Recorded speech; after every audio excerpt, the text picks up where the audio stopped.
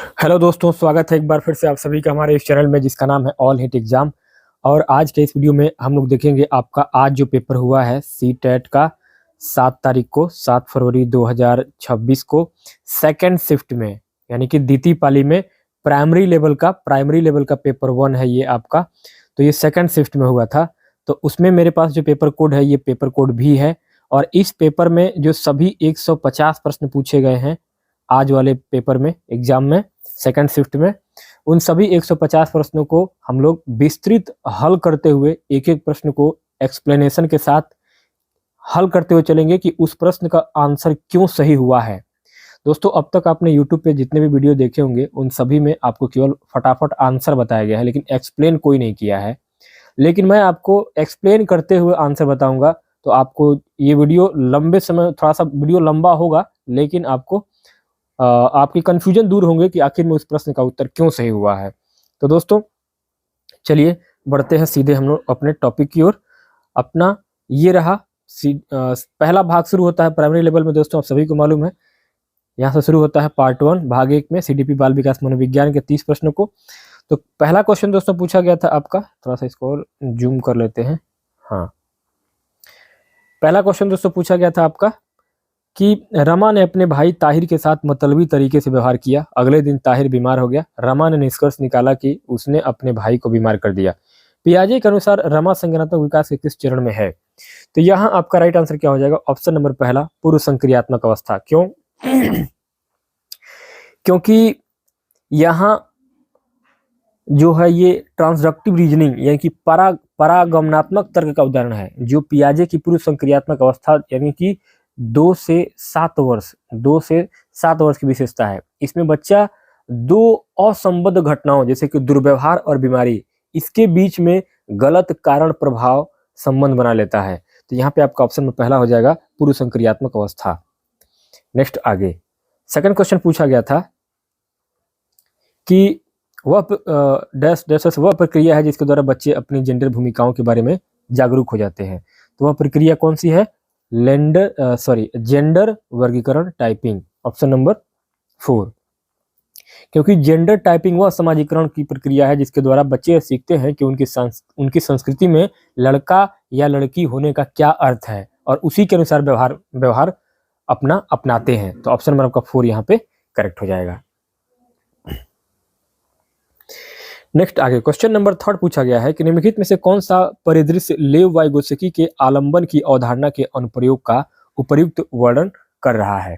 तो 3 नंबर के प्रश्न में आपका राइट आंसर हो जाएगा ऑप्शन नंबर 4। एक शिक्षिका ने अपने विद्यार्थियों को आधी हल की हुई समस्याएं दी जिन्हें अन्यथा हल करने में कठिनाई हो रही थी। क्यों सही होगा आंसर?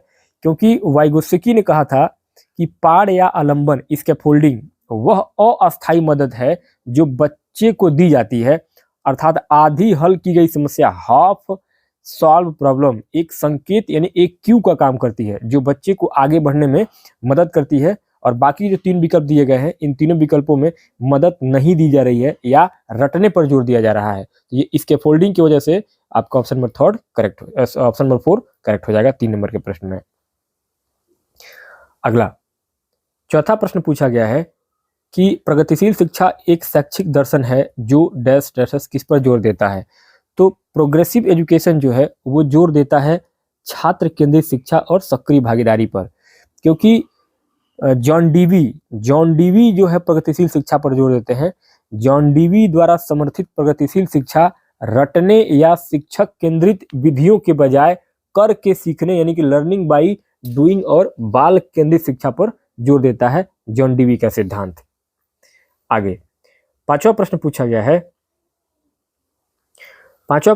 गया है कि निम्नलिखित कथनों को पढ़िए। अभिकथन ए कर रहा है कि बच्चे किसी कार्य के परिणाम से निर्धारित करने की क्या वे अच्छे बुरे हैं यह समझने की ओर प्रगति करते हैं कि नियम और कानून नम्य हैं और बदले जा सकते हैं। कारण दे रहा है कि कोलबर्ग के अनुसार बच्चों का नैतिक विकास निरंतर होता है न कि असतत। सही विकल्प का चुनाव करिए। 5 नंबर के इस प्रश्न में आपका ऑप्शन नंबर 2 सही हो जाएगा। ए सही है लेकिन आर गलत है। ए सही है लेकिन कारण आर गलत है। क्यों? क्योंकि कोहलबर्ग के अनुसार बच्चे पहले दंड या परिणाम यानी कि प्री कन्वेंशनल से डरते हैं और बाद में समझते हैं कि नियम बदले जा सकते हैं, यानी पोस्ट कन्वेंशनल। रीजन गलत है क्यों? क्योंकि कोहलबर्ग का सिद्धांत यह मानता है कि नैतिक विकास असतत है, यानी कि डिसकंटिन्यूअस है, यानी कि यह अलग अलग चरणों में होता है, न कि निरंतर होता है। तो यहाँ पे आपका ऑप्शन नंबर सेकंड करेक्ट हो जाएगा। ए सही है लेकिन आर गलत है। आगे छठवां प्रश्न पूछा गया है कि लेव वाइगोत्स्की के अनुसार संज्ञानात्मक विकास किसके द्वारा निर्देशित होता है? तो ये निर्देशित होता है आपका ऑप्शन नंबर 4 निजी वाक के रूप में भाषा के द्वारा। क्यों? क्योंकि वाइगोत्स्की का मानना था कि भाषा केवल संचार का माध्यम नहीं है, बल्कि यह सोच यानी कि थिंकिंग को निर्देशित करती है। बच्चे निजी वाक यानी कि प्राइवेट स्पीच का उपयोग अपने कार्यों को रेगुलेट करने के लिए करते हैं। तो ऑप्शन नंबर 4 आपका यहाँ पे निजी वाक के रूप में भाषा द्वारा करेक्ट हो जाएगा। आगे क्वेश्चन नंबर 7, सातवां क्वेश्चन पूछा गया है कि निम्नलिखित में से कौन सी बुद्धि लोगों को दूसरे के मनोभावों और भावनाओं को देखने, व्यक्त करने, समझने और नियंत्रित करने में मदद करती है? 7 नंबर के प्रश्न में आपका ऑप्शन नंबर 4 सही हो जाएगा, अंतः वैयक्तिक। क्यों? क्योंकि इंटरपर्सनल अंतःवैयक्तिक क्या है? हार्वर्ड गार्डनर के बहुबुद्धि सिद्धांत के अनुसार अंतःवैयक्तिक यानी कि दूसरों को समझना और इंट्रापर्सनल यानी कि अंतरावैयक्तिक यानी कि स्वयं को समझना। तो यहाँ पे आपका राइट आंसर हो जाएगा अंतःवैयक्तिक, ऑप्शन नंबर 4 इंटरपर्सनल। आगे 8वां प्रश्न पूछा गया है कि एक बच्चे का पहला अनुभव और साथ ही लड़की या लड़का होने का मतलब क्या है कि अपेक्षाएं किससे आती हैं? तो ये आता है आपका परिवार से। ऑप्शन नंबर आपका 3 है, परिवार करेक्ट हो जाएगा। क्योंकि परिवार समाजीकरण की प्राथमिक एजेंसी, प्राइमरी एजेंसी होती है। जेंडर भूमिकाओं का पहला पाठ बच्चा अपने माता पिता और भाई बहनों से ही सीखता है। तो परिवार आपका ऑप्शन नंबर 3 यहाँ पे करेक्ट हो जाएगा। 9 नंबर पे अगला प्रश्न पूछा गया है कि रचनात्मक मूल्यांकन की एक आवश्यक विशेषता क्या है? तो फॉर्मेटिव असेसमेंट की एक आवश्यक विशेषता होती है शिक्षार्थियों के लिए मूल्यांकन मानदंड का स्पष्टीकरण। क्योंकि रचनात्मक मूल्यांकन अधिगम के दौरान होता है, इसका उद्देश्य सुधार करना है। जब छात्रों को क्राइटेरिया पता होते हैं तो वे अपनी कमियों को सुधार सकते हैं, जैसे कि रैंक देना या वर्ष के अंत में परीक्षा। क्या है ये सब? योगात्मक यानी कि समेटिव होता है। लेकिन यहाँ पे क्या पूछ रहा था? रचनात्मक यानी कि फॉर्मेटिव असेसमेंट। आगे 10वां प्रश्न पूछा गया है। 10वां प्रश्न पूछा गया है कि लेखन वैकल्य है। लेखन वैकल्य क्या है? एक डिस्ग्राफिया है। ऑप्शन नंबर आपका लेखन वैकल्य क्या है? ये एक तंत्रिकी विकार है, सॉरी तंत्रिकी विकार है, यानी कि ये न्यूरो डेवलपमेंटल डिसऑर्डर है।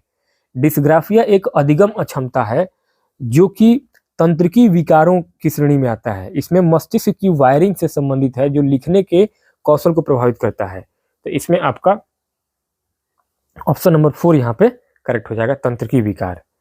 आगे 11वां प्रश्न पूछा गया है कि एक शिक्षक को कक्षाओं में प्रतिभाशाली बच्चों की डैश ऐसे जरूरतों को ध्यान में रखना चाहिए। तो ध्यान में रखना चाहिए संज्ञानात्मक, सामाजिक और भावनात्मक। क्यों? क्योंकि बच्चों का विकास समग्र होता है। प्रतिभाशाली बच्चों की बौद्धिक जरूरतों के साथ साथ उनकी भावनात्मक संवेदनशीलता का ध्यान रखना भी जरूरी होता है। तो ऑप्शन नंबर आपका 3 यहाँ पे करेक्ट हो जाएगा। आगे 12वां प्रश्न पूछा गया है। 12वां प्रश्न पूछा गया है कि सीखने की अक्षमता वाले छात्रों को पढ़ाने के लिए निम्नलिखित में से कौन से शैक्षणिक दृष्टिकोण के उदाहरण हैं? पहला है बहुसंवेदी रणनीतियों का उपयोग, दूसरा सीखने के मानकीकृत लक्ष्य, तीसरा लचीला और अनुक्रमिक निर्देश, चौथा है कार्यों को छोटे छोटे भागों में बांटना, सही विकल्प का चुनाव करना है। तो यहाँ आपका ऑप्शन नंबर 2 सही हो जाएगा। 1, 3 और 4, 1, 3 और 4, दूसरा गलत होगा। क्यों? देखिए यहाँ पे पहला जो है आपका बहुसंवेदी रणनीतियां, ये सही होगा क्योंकि इसमें आपका देखना है, सुनना है, छूना है, स्पर्श करना है, ये सब आता है। बाकी दूसरे में जो है सीखने की मानकीकृत लक्ष्य जो है ये गलत है। सभी के लिए एक जैसा लक्ष्य अनुचित है, विभेदित अनुदेशन होना चाहिए, क्योंकि अलग अलग बच्चों के लिए हम अलग अलग तरीके अपनाते हैं उनको पढ़ाने का। तीसरा क्या है? लचीला और अनुक्रमिक, क्योंकि लचीला निर्देश है तो आपका सही होगा। कार्यों को तोड़ना, ये भी सही होगा। तो यहाँ पे आपका 1, 3 और 4 ऑप्शन नंबर 2 यहाँ पे करेक्ट आंसर हो जाएगा। आगे 13वां प्रश्न पूछा गया है कि स्वलीन क्रम विकार के बारे में निम्नलिखित में से कौन सा कथन सही है। तो स्वलीन क्रम विकार का मतलब क्या होता है, ऑटिज्म स्पेक्ट्रम डिसऑर्डर यानी कि एसडी। तो यहाँ पे आपका ऑप्शन नंबर पहला करेक्ट हो जाएगा। संवेदी एकीकरण और विनियम स्वलीन क्रम विकार से जुड़े बच्चों की मदद करते हैं। कैसे मदद करते हैं? ऑटिज्म वाले बच्चों को अक्सर संवेदी समस्याओं यानी कि सेंसरी इशू, बहुत ज्यादा शोर या रोशनी से दिक्कत का सामना करना पड़ता है। संवेदी एकीकरण थेरेपी उन्हें शांत करने और ध्यान केंद्रित करने में मदद करती है। तो ऑप्शन नंबर आपका फर्स्ट यहाँ पे करेक्ट हो जाएगा। आगे 14वां प्रश्न पूछा गया है कि समावेशी व्यवस्था में पढ़ाते समय यह महत्वपूर्ण है कि शिक्षक, तो महत्वपूर्ण यह है कि शिक्षक जो है अपने स्वयं के अंतर्निहित और पूर्वकल्पित पूर्वाग्रहों की लगातार जांच करे, क्योंकि एक समावेशी शिक्षक को यह सुनिश्चित करना चाहिए कि वह किसी छात्र के प्रति भेदभाव नहीं कर रहा है, विविधता को बाधा नहीं संसाधन माना जाना चाहिए। तो ऑप्शन नंबर पहला यहाँ पे करेक्ट हो जाएगा। नेक्स्ट आगे 15वां प्रश्न पूछा गया है कि निम्नलिखित कथनों को पढ़िए। कथन कह रहा है कि शिक्षकों को कक्षा में मुद्रण समृद्ध वातावरण बनाने के लिए विभिन्न प्रकार के बाल साहित्य शामिल करना चाहिए। कारण दे रहा है कि साक्षरता सामग्री और साक्षरता अनुभवों से समृद्ध कक्षा प्रभावी शिक्षण के केंद्र हैं। सही विकल्प चुनिए। तो यहाँ करेक्ट आंसर क्या हो जाएगा? ऑप्शन नंबर 4 हो जाएगा। ए और आर दोनों सही है तथा ए की आर जो है बिल्कुल सही व्याख्या कर रहा है। क्यों? इसलिए कर रहा है क्योंकि कक्षा में बाल साहित्य रखना चाहिए। आपका कथन ए बिल्कुल सही है, लेकिन कारण जो है वो भी सही है। क्यों? क्योंकि साक्षरता से भरा माहौल ही भाषा सीखने का केंद्र होता है। तो आर भी सही है और कारण अभिकथन को बिल्कुल सही ठहरा रहा है, इसलिए आपका ऑप्शन नंबर 4 ए और आर दोनों सही है तथा ए की आर बिल्कुल सही व्याख्या करता है। आगे 16वां प्रश्न पूछा गया है कि एक प्रगतिशील कक्षा कक्ष में विद्यार्थियों के अधिगम को सुगम बनाने के लिए एक शिक्षक को निम्नलिखित में से किस प्रक्रिया पर बल देना चाहिए। तो 16 नंबर के प्रश्न में आपका ऑप्शन नंबर सेकंड सही हो जाएगा, चिंतनशील सोच। चिंतनशील सोच क्यों? क्योंकि प्रगतिशील शिक्षा में रटने या व्यवहारवाद के बजाय आलोचनात्मक और चिंतनशील सोच पर जोर दिया जाता है, ताकि बच्चे स्वतंत्र रूप से एक विचारक के जैसे सोच सकें। आगे 17वां प्रश्न पूछा गया है 17 नंबर पे। 17वां प्रश्न पूछा गया है कि रमन जो कि कक्षा 4 का एक विद्यार्थी है, एक प्रश्न को हल नहीं कर पा रहा है। यह देखकर रमन का शिक्षक उससे कहता है कि उसके मन में क्या चल रहा है, वह उसे बोलकर इस प्रश्न को हल करने की कोशिश करे। इस तरह का मौखिकीकरण, तो इस तरीके का जो मौखिकीकरण है वह ऑप्शन नंबर पहला सहायक है, क्योंकि भाषा सोचने की प्रक्रिया को सुगम बनाती है। वाइगोत्स्की के अनुसार जब बच्चे मुश्किल काम करते हैं तो मुश्किल काम करते समय खुद से बात करते हैं, प्राइवेट स्पीच करते हैं, तो यह उनकी सोच को दिशा देता है और समस्या समाधान में मदद करता है। तो ऑप्शन नंबर आपका पहला करेक्ट हो जाएगा। आगे 18वां प्रश्न है कि एक शिक्षक जो रचनावादी शिक्षा शास्त्र में विश्वास करता है के लिए आवश्यक है कि वह जो है केवल सामाजिक सांस्कृतिक पृष्ठभूमि के आधार पर छात्रों के निर्णय लेने से बचेगा। क्यों? क्योंकि रचनावाद पूर्वाग्रहों के खिलाफ है और बाकी जो 3 विकल्प दिए गए हैं ये मौखिक निर्देश, योग्यता समूह बनाना और वास्तविकता से कटना, यानी कि ये रचनावाद के विरोधी हैं। तो ऑप्शन आपका फर्स्ट यहाँ पे करेक्ट हो जाएगा। 19वां प्रश्न है कि शिक्षार्थियों की सक्रिय संलग्नता का तात्पर्य है कि छात्र, तो संलग्नता का तात्पर्य यह है कि छात्र जो है वह आपका पूछताछ, अन्वेषण और प्रश्न करें, क्योंकि रटना या पाठ्यपुस्तक पर निर्भर होना निष्क्रियता है। पूछताछ और खोज जो है यही आपका सक्रिय अधिगम की पहचान है। ऑप्शन नंबर आपका 4 यहाँ पे करेक्ट हो जाएगा। आगे 20वां प्रश्न पूछा गया है कि राधा तर्क देती है कपड़े छाया की तुलना में धूप में जल्दी सूखते हैं, इसलिए धूप उन्हें सुखाने में मदद कर रही है। वह क्या समझ दिखा रही है? तो वह दिखा रही है जीववाद को। ऑप्शन नंबर 3, क्योंकि पियाजे के अनुसार जब बच्चा निर्जीव वस्तुओं जैसे कि सूर्य में मानवीय मंशा या जीवन की सूर्य मदद कर रहा है को आरोपित करता है तो इसे जीववाद कहते हैं। ऑप्शन नंबर आपका 3 करेक्ट हो जाएगा। आगे 21वां प्रश्न। 21वां प्रश्न पूछा गया है कि निम्नलिखित में से कौन सा आंतरिक अभिप्रेरणा का उदाहरण है। आंतरिक अभिप्रेरणा का उदाहरण है आपका ऑप्शन नंबर 2, व्यक्तिगत आनंद के लिए कोई खेल खेलना, क्योंकि पुरस्कार, डांट, ये सब क्या है? बाहरी अभिप्रेरणा है। आनंद और रुचि, ये सब क्या है, आंतरिक अभिप्रेरणा है। ऑप्शन नंबर सेकंड सही हो जाएगा। आगे 22वां प्रश्न पूछा गया है,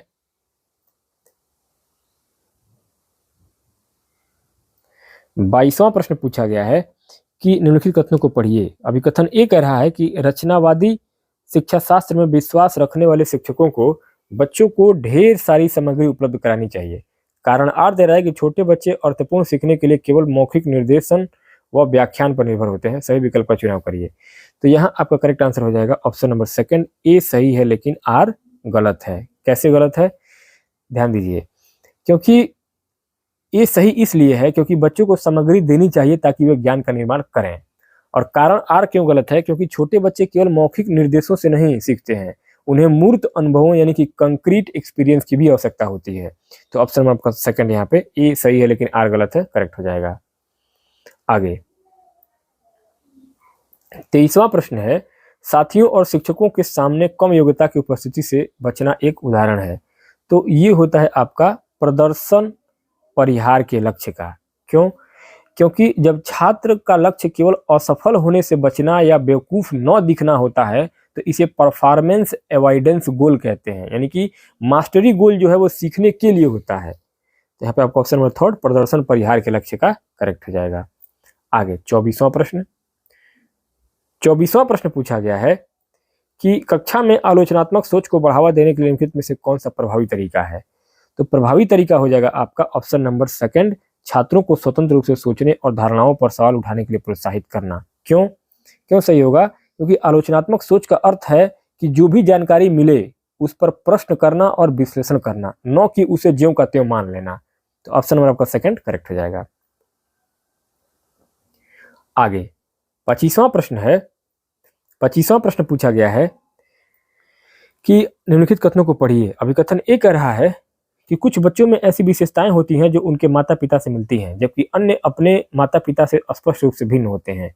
कारण दे रहा है कि यह पता लगाना कि कोई विशेषता वंशानुक्रम या आनुवंशिकता के कारण कितनी है और पोषण या पर्यावरण के कारण कितनी एक जटिल मुद्दा है। सही विकल्प का चुनाव करिए। तो 25 नंबर के प्रश्न में आपका ऑप्शन नंबर 4 सही हो जाएगा। ए और आर दोनों सही है तथा ए की आर जो है सही व्याख्या कर रहा है। कैसे? क्योंकि बच्चे माता पिता जैसे दिखते हैं, ये क्या है, अनुवंशिकता है, लेकिन अलग भी होते हैं। यह इसलिए क्योंकि विकास प्रकृति यानी कि नेचर और पोषण की जटिल अंतःक्रिया का परिणाम होता है। तो यहाँ पे आपका ऑप्शन नंबर 4 करेक्ट हो जाएगा। 26वां प्रश्न, 26वां प्रश्न पूछा गया है कि विकास के बारे में निम्नलिखित में से कौन सा कथन सही है। सही कथन हो जाएगा आपका ऑप्शन नंबर थर्ड, विकास बहुआयामी और बहुदिशात्मक होता है।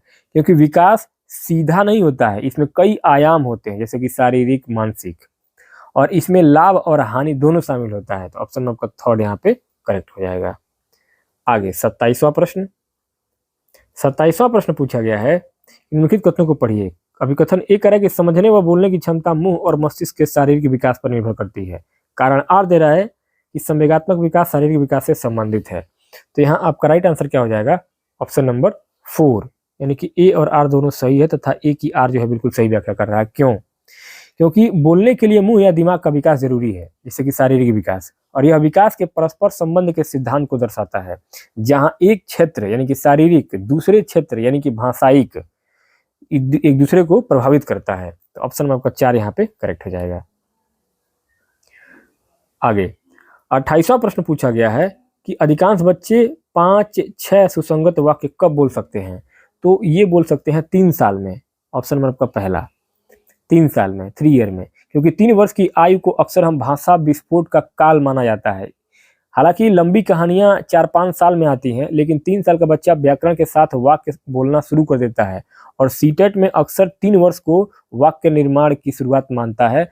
यह प्रश्न जो है कहानी सुनाने के संदर्भ में है तो 5 वर्ष होगा, लेकिन वाक्य बोलने की क्षमता की बात अगर की जाएगी तो 3 वर्ष होगा आपका। तो ऑप्शन आपका यहाँ पे पहला करेक्ट हो जाएगा।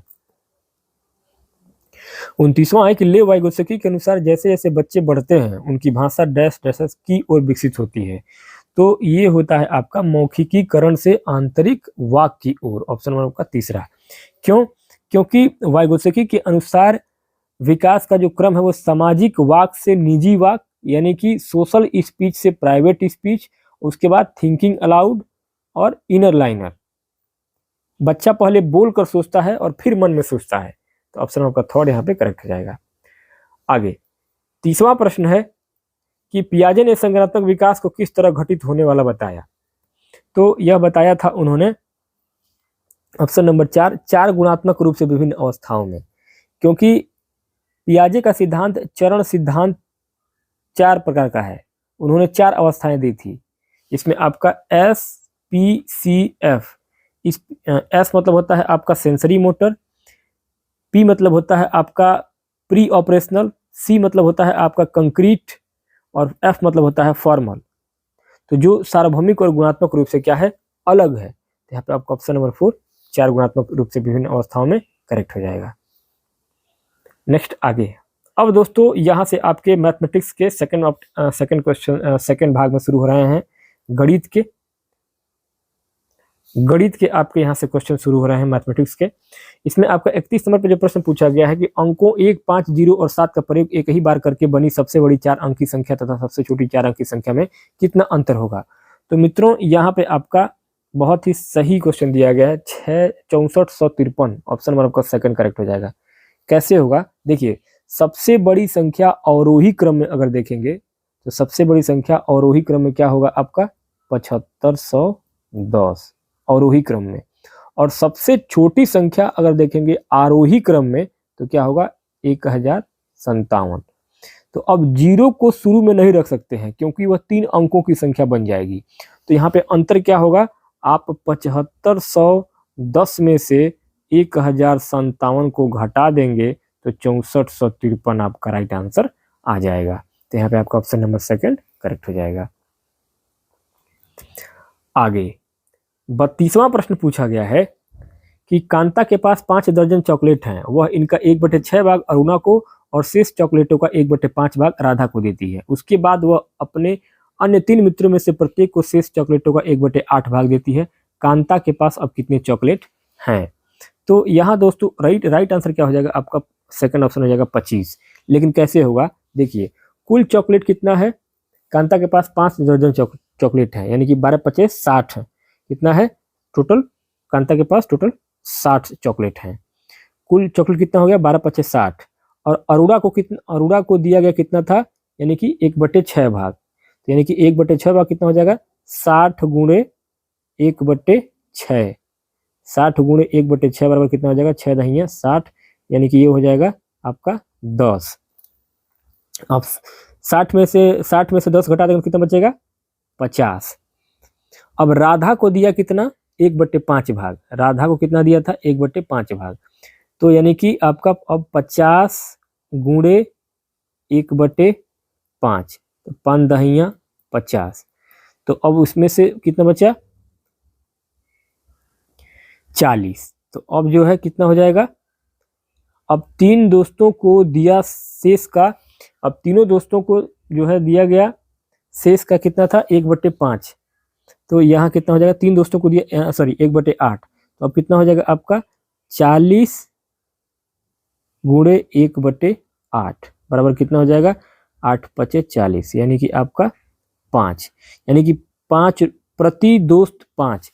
तो कुल दोस्त कितने थे 3 दोस्त थे। तो अब कितना हो जाएगा 5 गुणे 3 बराबर कितना हो जाएगा 15। तो अब कांता के पास कितना बचेगा, कांता के पास बचेगा 40 आया था, ये 40 माइनस 15 बराबर 25, यही आपका 25 यहाँ पे करेक्ट आंसर हो जाएगा। चलिए अब अगला 33वां प्रश्न दिया गया है, देखिए ये हल भी किए हैं यहाँ पे जिन्होंने, इनका आंसर सही है। 33वां दिया गया था कि एलसीएम जो है आपका 96, 120 और 160 का एलसीएम भागा 72 और 168 का एचसीएफ बराबर है। तो इसमें दोस्तों आपका बहुत सिंपल है, एलसीएम कितना दिया हुआ है, एलसीएम है आपका 96, 120, 160 बराबर कितना है 480। क्यों, और इसका एचसीएफ क्या हो जाएगा, एचसीएफ बराबर हो जाएगा आपका 72, 168 बराबर क्या हो जाएगा आपका, ये हो जाएगा 24। इसका एचसीएफ निकालेंगे तो 24 आएगा, और एलसीएम 96, 120 और 160 का एलसीएम निकालेंगे तो 480 आएगा। तो अब इसमें परिणाम क्या आएगा, 480 भाग दे देंगे आप 24 से, तो ये आ जाएगा आपका 20। यही आपका सेकंड ऑप्शन 20 यहाँ पे करेक्ट हो जाएगा। समझ में आया? एलसीएम निकाल लीजिएगा पहले आप 96, 120 और 160 का, तो ये आ जाएगा आपका 480, और एचसीएफ निकाल लीजिएगा 72 और 168 का, तो ये आ जाएगा आपका 24। तो अब 480 में 24 से भाग दे दीजिएगा तो आपका 20 यहाँ पे आंसर आ जाएगा। 34वां प्रश्न है कि 8 समोसों का मूल्य 156 है और 4 इडलियों का मूल्य 98 है। सुनीता के पास केवल एक 200 रुपए का नोट है और वह 3 समोसे और 3 इडलियां खरीदती है। उसके पास अब कितने रुपए बचे हैं? तो यहाँ देखिएगा, यहाँ आंसर आपका आएगा ऑप्शन नंबर सेकंड 68 रुपया। लेकिन कैसे आएगा, देखिए, एक समोसा बराबर कितना है, 156 बटे हो जाएगा 8, क्योंकि 8 समोसों का मूल्य 156 है। बराबर कितना आ जाएगा, जब भाग देंगे 8 का 156 में, तो ये आ जाएगा आपका 19.5 रुपया, 19.5 आ जाएगा। उसके बाद फिर एक इडली कितना है, 98, कितने रुपए का, 4। तो 4 से 98 में भाग देंगे तो ये आएगा 24.5, 24.5। अब 3 समोसा प्लस 3 इडली बराबर हो जाएगा आपका 3 गुणे में आ जाएगा आपका 19.5 प्लस 24.5 बराबर हो जाएगा आपका, ये 19.5 से 24.5 जोड़ेंगे तो ये हो जाएगा आपका 44। तो हो जाएगा आपका 3 गुणे 44 बराबर ये हो जाएगा आपका 132। अब बचे हुए क्या है, बचे हुए पैसे कितने हो जाएंगे, 200 रुपये बचा है। अब 200 में से हम घटा देंगे 132 रुपया, तो ये हमारा आ जाएगा आपका 68 रुपया। यही आपका ऑप्शन नंबर सेकंड यहाँ पे करेक्ट और राइट आंसर हो जाएगा। आया समझ में? चलिए आगे 35वां प्रश्न पूछा गया है कि एक ही साइज की 29 बोतलों में 24 लीटर 650 ml दूध भरा जाता है। ऐसी 15 बोतलों में दूध की मात्रा कितनी आएगी? तो यहाँ बहुत सिंपल क्वेश्चन है। यहाँ आपका राइट आंसर आ जाएगा, आपका निकालेंगे तो ऑप्शन नंबर पहला 12 लीटर 750 ml। लेकिन कैसे आएगा, ध्यान दीजिए, यहाँ ध्यान दीजिएगा। देखिए यहाँ पे आपका कुल दूध कितना है, कुल दूध बराबर आपका है 24,650 ml, क्योंकि 24 लीटर 650 ml को जब बदलेंगे लीटर में तो 24,650 मिलीलीटर ये आपका हो जाएगा। अब यहाँ पे एक बोतल में, यानी कि एक बोतल में ये हो जाएगा आपका कितना, एक बोतल में आपका हो जाएगा 24,650 से हम भाग दे देंगे 29 से, बराबर कितना, तो 29 से जब 24,650 से भाग देंगे तो ये आपका आ जाएगा 850 ml, 850 ml। अब आपको एक बोतल का दाम निकल गया, तो अब हम सीधे 15 बोतल में गुणा कर लेंगे, यानी कि 15 गुणे 850 ml। तो 15 गुणे 850 करेंगे तो ये आपका आ जाएगा 12,750 ml। तो उत्तर आपका क्या हो जाएगा, 12 लीटर 750 ml। ऑप्शन नंबर पहला आपका यहाँ पे करेक्ट हो जाएगा। 36वां प्रश्न है कि एक घनाभाकार बक्से की आंतरिक लंबाई, चौड़ाई और ऊंचाई क्रमशः 12 सेंटीमीटर, 10 सेंटीमीटर और 8 सेंटीमीटर है। एक घनाकार बक्से की आंतरिक भुजा 9 सेंटीमीटर है। अवीन 1 सेंटीमीटर भुजा वाले 1800 घनाकार पासों को इन दोनों बक्सों में पैक करने की कोशिश करता है। बचे हुए पासे जो इन बक्सों में पैक नहीं हो पाते हैं उसकी संख्या क्या होगी? तो यहाँ आपका राइट आंसर क्या हो जाएगा, ऑप्शन नंबर 4 111। बट कैसे, देखिए घनाभ का आयतन कितना है, घनाभ का आयतन है आपका 12 सेंटीमीटर गुणे 10 सेंटीमीटर, तो गुणे 8, तो यहाँ पे ये हो जाएगा आपका घनाभ का आयतन हो जाएगा आपका 12 गुणे 10 गुणे 8 बराबर ये हो जाएगा आपका 960। चलिए घन का आयतन कितना है? घन का आयतन है आपका कितना दिया है? आंतरिक भुजा 9 सेंटीमीटर। तो ये हो जाएगा आपका 9 गुणे 9 गुणे 9 बराबर हो जाएगा आपका 729। अब कुल क्षमता जो है, कुल क्षमता कितनी है? कुल क्षमता बराबर आपका हो जाएगा कुल क्षमता बराबर आपका हो जाएगा ये 960 प्लस 729 बराबर हो जाएगा आपका ये 1689 पासा, 1689 पासे। अब कुल पासे कितने हैं? कुल पासे बराबर है आपके कितने? 1800। तो अब 1800 में से हम माइनस कर देंगे आपका 1689 बराबर आपका हो जाएगा 111। यही आपका 111 यहाँ पे ऑप्शन नंबर 4 आपका करेक्ट हो जाएगा। चलिए अब आगे बढ़ते हैं। 37वां प्रश्न। 37वां प्रश्न कर रहा है कि किसी थैले का भार जिसमें आलू, प्याज और नींबू भरे हुए हैं 46 किलो 160 ग्राम, आलू का भार है 17 किलो 150 ग्राम तथा प्याज का भार है 15 किलो 325 ग्राम, खाली थैले का भार 120 ग्राम है। यदि 30 नींबुओं का भार 1 किलो है तो थैले में नींबुओं की संख्या क्या होगी? तो यहाँ आपका राइट आंसर हो जाएगा आपका सेकंड 408। लेकिन कैसे, यहाँ समझिए। यहाँ पे भार को पहले ज्ञात करना है, आलू, प्याज और खाली थैला। तो आलू, प्याज और खाली थैला निकालेंगे। देखिए यहाँ पे आलू है आपका 17.115, ये क्या है? आलू है। उसके बाद प्लस कर लेंगे आपका 15.325, ये कौन सा है? ये हो जाएगा आपका प्याज। उसके बाद आपका प्लस हो जाएगा 0.120, ये कौन सा है? खाली थैले का भार। अब इन तीनों को जब जोड़ लेंगे तो ये हमारा आ जाएगा 32.560 किलोग्राम हो गया। अब नींबू का भार कितना हो जाएगा? 46.160 माइनस हो जाएगा आपका 32.560 ग्राम बराबर जब घटाएंगे तो ये आपका आ जाएगा 13.600 kg। तो इसको जब किलो में बदलेंगे तो 1 किलो में कितना था? 1 किलो में 30 नींबू हैं। 1 किलो में कितने हैं? 30 नींबू हैं। तो 13.6 किलो में कितना होगा? तो ये हो जाएगा आपका 13.6 गुणे 30 बराबर 408। यही आपका 408 नींबू यहाँ पे राइट आंसर आ जाएगा।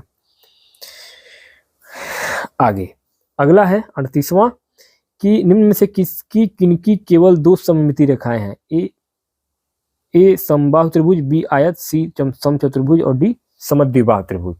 तो यहाँ आपका राइट आंसर हो जाएगा ऑप्शन नंबर सेकंड, बी और सी, आयत और समचतुर्भुज।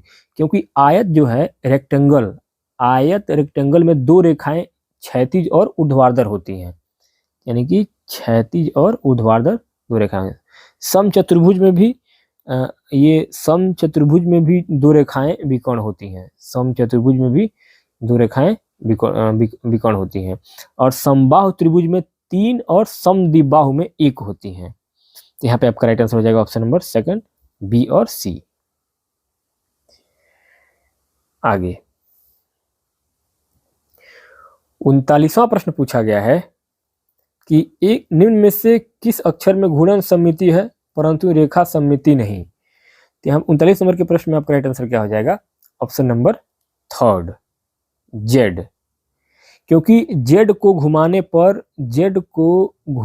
पर यह वैसा ही दिखता है घूर्णन सममिति, लेकिन इसे आधा मोड़ने पर यह एक दूसरे को ढकता नहीं है, यानी कि रेखा सममिति नहीं है। तो यहाँ पे आपका ऑप्शन नंबर थर्ड, जेड जो है करेक्ट हो जाएगा। आगे 40वां प्रश्न है कि एक पंचभुज के आधार वाले पिरामिड में निम्न होते हैं। तो पंचभुज आधार वाले पिरामिड में क्या होता है? 6 शीर्ष और 6 फलक होते हैं। कितने? 6 शीर्ष और 6 फलक, यानी कि ऑप्शन नंबर आपका थर्ड करेक्ट हो जाएगा। क्योंकि फलक में क्या है, एक आधार होता है और 5 त्रिभुजाकार फलक होते हैं, और शीर्ष में क्या होता है, 5 आधार होते हैं और प्लस एक ऊपर होता है। आगे 41वां प्रश्न पूछा गया है कि निम्न सारणी सप्ताह के प्रथम 6 दिनों में एक लाइब्रेरी में आने वाले लोगों की संख्या को दर्शाती है। तो यहां आपका राइट आंसर क्या हो जाएगा?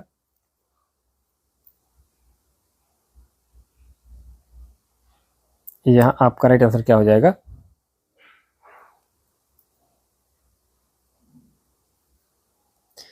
निम्न सारणी के प्रथम 6 दिनों में एक लाइब्रेरी में आने लोगों की संख्या है, और यहाँ पे आपका अब पता करना है कि इसमें आपका किस दिन लाइब्रेरी में लोगों की संख्या उसके पिछले दिन से 29 अधिक थी, तो बताइए। तो यहाँ आपको जब हल करेंगे तो यहाँ पे आपका सेकंड आंसर करेक्ट हो जाएगा, शुक्रवार, फ्राइडे।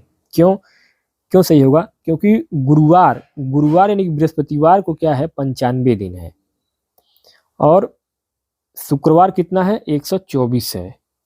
तो यहाँ आप जो है इनका अंतर निकाल लेंगे ना, 124 में से जब हम घटा देंगे 95 को, तो ये आ जाएगा आपका टोटल 29। इसलिए आपका शुक्रवार जो है आपका यहाँ पे करेक्ट और राइट आंसर हो जाएगा। आगे 42वां प्रश्न दिया गया है कि पैटर्न 3, 10, 32, 99 में अगली दो संख्याओं का योग क्या होगा?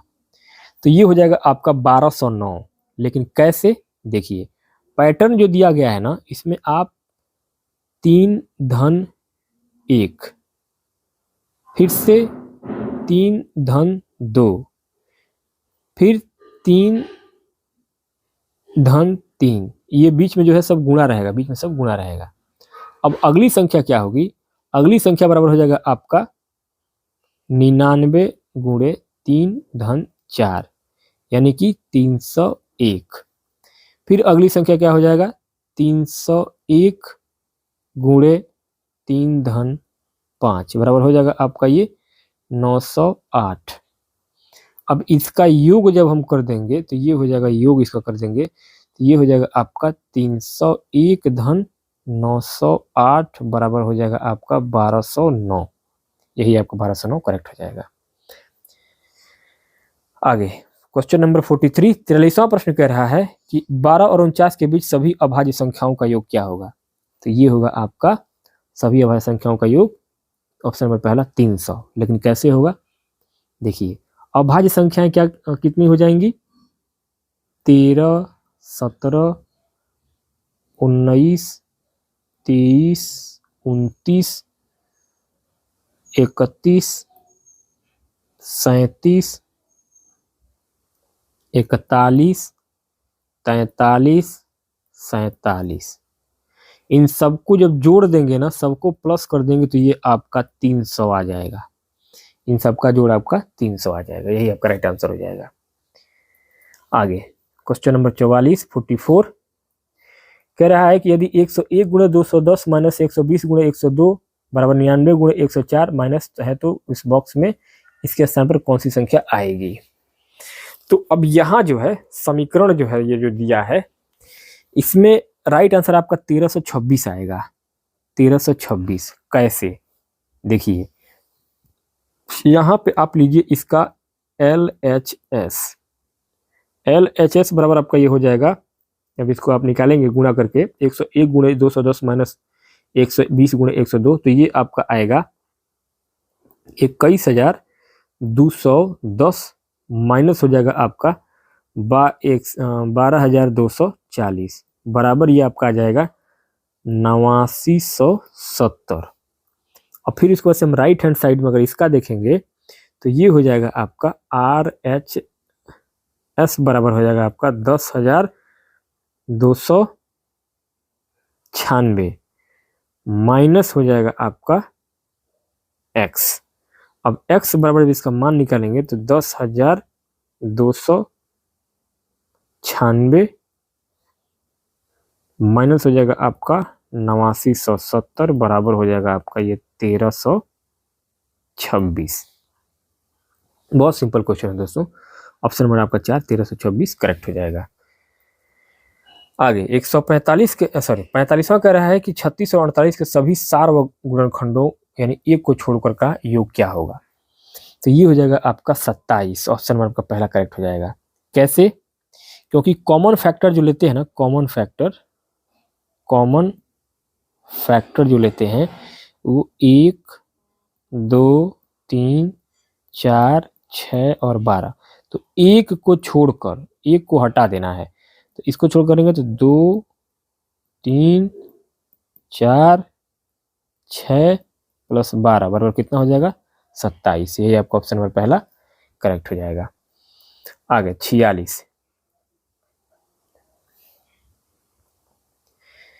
46वां प्रश्न पूछा गया है। अब यहाँ से पेडागोजी शुरू हो रहा है। 46वां प्रश्न पूछा गया कि प्राथमिक निम्नलिखित में से कौन सा प्राथमिक विद्यालय की गणित कक्षा में सबसे कम वांछनीय है। तो यहाँ हो जाएगा आपका right answer option number second, कार्यपुस्तक से कलन विधि आधारित प्रश्नों को हल करना। क्योंकि एनसीएफ 2005 के अनुसार रटना या यांत्रिक तरीके से हल करना गणितीय सोच को नहीं बढ़ाता है। बाकी के जो विकल्प हैं वो वास्तविक जीवन, खुली चर्चा और अंतर्दर्शी सोच है, यानी कि वो अच्छे हैं। तो यहाँ पे सबसे कम वांछनीय पूछा गया है, तो आपका ऑप्शन नंबर सेकंड यहाँ पे करेक्ट हो जाएगा। आगे 47वां प्रश्न दे रहा है कि निम्नलिखित में से कौन सा गणित में आकलन के सामाजिक दृष्टिकोण के संदर्भ में उपयुक्त है। तो यहाँ आपका राइट आंसर क्या हो जाएगा ऑप्शन नंबर 4, ए और सी। ए और सी, बी गलत होगा। क्यों, समझिए। देखिए ए यानी कि ए जो कह रहा है कि स्कूल के बाहर के अनुभव, और सी जो कह रहा है लोक प्रणालियों, सामाजिक और सांस्कृतिक संदर्भ को दर्शाते हैं। लेकिन मानकीकृत जो टेस्ट है ये सामाजिक संदर्भ की उपेक्षा करता है। यहाँ पे आपका ऑप्शन नंबर 4, ए और सी करेक्ट हो जाएगा। आगे 48वां कह रहा है कि निम्नलिखित में से कौन सा गणित में संदर्भात्मक समस्याओं के विषय में सबसे कम उपयुक्त है। तो सबसे कम जो उपयुक्त इसमें भी होगा वो हो जाएगा आपका ऑप्शन नंबर सेकंड। इनको हल करते समय बच्चे सही उत्तर प्राप्त करने पर ध्यान केंद्रित करने लगते हैं, ये सबसे कम उपयुक्त होगा। क्यों? क्योंकि संदर्भात्मक समस्याओं का उद्देश्य प्रक्रिया और समझ विकसित करना होता है। यदि बच्चे केवल सही उत्तर पर ध्यान दे रहे हैं तो यह इस विधि की सफलता नहीं है, बल्कि एक चुनौती और कमी है। और बाकी जो तीनों कथन है ये इस विधि के लाभ और विशेषता के लिए है। तो यहाँ पे आपका option number second correct answer हो जाएगा, क्योंकि इसमें सबसे कम उपयुक्त पूछा गया है। अगला 49वां प्रश्न है। 49वां प्रश्न पूछा गया है कि नीचे दिए गए कथन ए और कारण के रूप को चिन्हित करना है। ए कह रहा है कि आंकड़ों का निरूपण और विश्लेषण का परिचय प्राथमिक स्तर पर दिया जाना और उसको उच्च प्राथमिक स्तर पर सशक्त करना महत्वपूर्ण है। बी कह रहा है कि आंकड़ों का विश्लेषण प्राथमिक स्तर पर बच्चों द्वारा मुख्यतः पढ़े गए गणितीय तथ्यों की निश्चित प्रकृति के विपरीत उन्हें सूचना की अनिश्चितता और परिवर्तनशीलता के प्रति अभिदर्शित करता है। सही विकल्प का चुनाव करना है। तो यहाँ आपका करेक्ट आंसर क्या हो जाएगा ऑप्शन नंबर थर्ड हो जाएगा। ए सत्य है और ए का सही कारण बी है, यानी ए और बी आपका दोनों सही हो जाएगा। क्यों? क्योंकि प्राथमिक स्तर पर डेटा इसलिए पढ़ाए जाते हैं, आंकड़े पढ़ाए जाते हैं ताकि बच्चे अनिश्चितता को समझें। क्योंकि सामान्य गणित जैसे कि मान लीजिए कि 2 धन 2 बराबर 4, यह क्या है, ये निश्चित होता है। तो यहाँ पे आपका ऑप्शन नंबर 3 ए सत्य है और ए का सही परिणाम बी है। आगे 50वां प्रश्न है कि एनसीईआरटी की सिफारिशों के अनुसार कक्षा 3 के विद्यार्थियों के निम्नलिखित में से कौन सा अधिगम प्रतिफल अपेक्षित नहीं है। तो नहीं होगा आपका ऑप्शन नंबर पहला, 1/2 भागा 1/3 को हल करें। क्योंकि भिन्नों का भाग प्राथमिक स्तर विशेषकर कक्षा 3 का हिस्सा नहीं है। कक्षा 3 में केवल भिन्नों का परिचय होता है। ऑप्शन में आपका फर्स्ट यहाँ पे करेक्ट हो जाएगा। आगे 51 कह रहा है कि निम्नलिखित में से कौन सा गणितीय कथन सही है। तो गणितीय कथन जो सही है वो है आपका ऑप्शन नंबर 4, पूर्ण संख्याओं के लिए शून्य एक योज्य तत्सम कहलाता है। क्योंकि किसी भी संख्या में 0 जोड़ने पर वही संख्या मिलती है, जैसे कि a + 0 = a, इसलिए यह क्या है, योज्य तत्समक है। तो यहाँ पे विकल्प 2 जो है वो आपका गलत होगा, क्योंकि गुणात्मक तत्सम क्या होता है, 1 होता है। तो यहाँ पे आपका ऑप्शन नंबर 4 करेक्ट हो जाएगा। 52 करेक्ट, गणित में प्राथमिक स्तर की पाठ्यचर्या किस पर केंद्रित होती है। तो ये केंद्रित होती है आपका जिज्ञासा पोषित करने पर, क्योंकि प्राथमिक स्तर पर गणित का उद्देश्य बच्चों में गणित के प्रति रुचि और जिज्ञासा जगाना है, न कि रटाना या केवल एल्गोरिदम सिखाना। तो यहाँ पे आपका ऑप्शन नंबर फर्स्ट करेक्ट हो जाएगा। 53 नंबर पर अगला प्रश्न पूछा गया है कि एक बच्चा 503 को 5003 लिखता है, यह दर्शाता है कि, तो यह दर्शाता है कि बच्चा स्थानीय मान की अवधारणा को नहीं जानता है। ऑप्शन नंबर आपका सेकंड सही हो जाएगा, क्योंकि बच्चा संख्या को जैसे सुन रहा है, जैसे कि 500 और 3, तो वैसा ही लिख रहा है। उसे यह नहीं पता है कि 500 में 3 जोड़ने पर वह आपका सैकड़ा दहाई इकाई का ज्ञान उसको नहीं है। तो आपका ऑप्शन नंबर सेकंड यहाँ पे करेक्ट हो जाएगा। आगे 54 कह रहा है कि वैन हीले के ज्यामिति चिंतन के विकास के स्तरों के अनुसार निम्नलिखित में से कौन सा स्तर दो संबंधों को निरूपित करता है।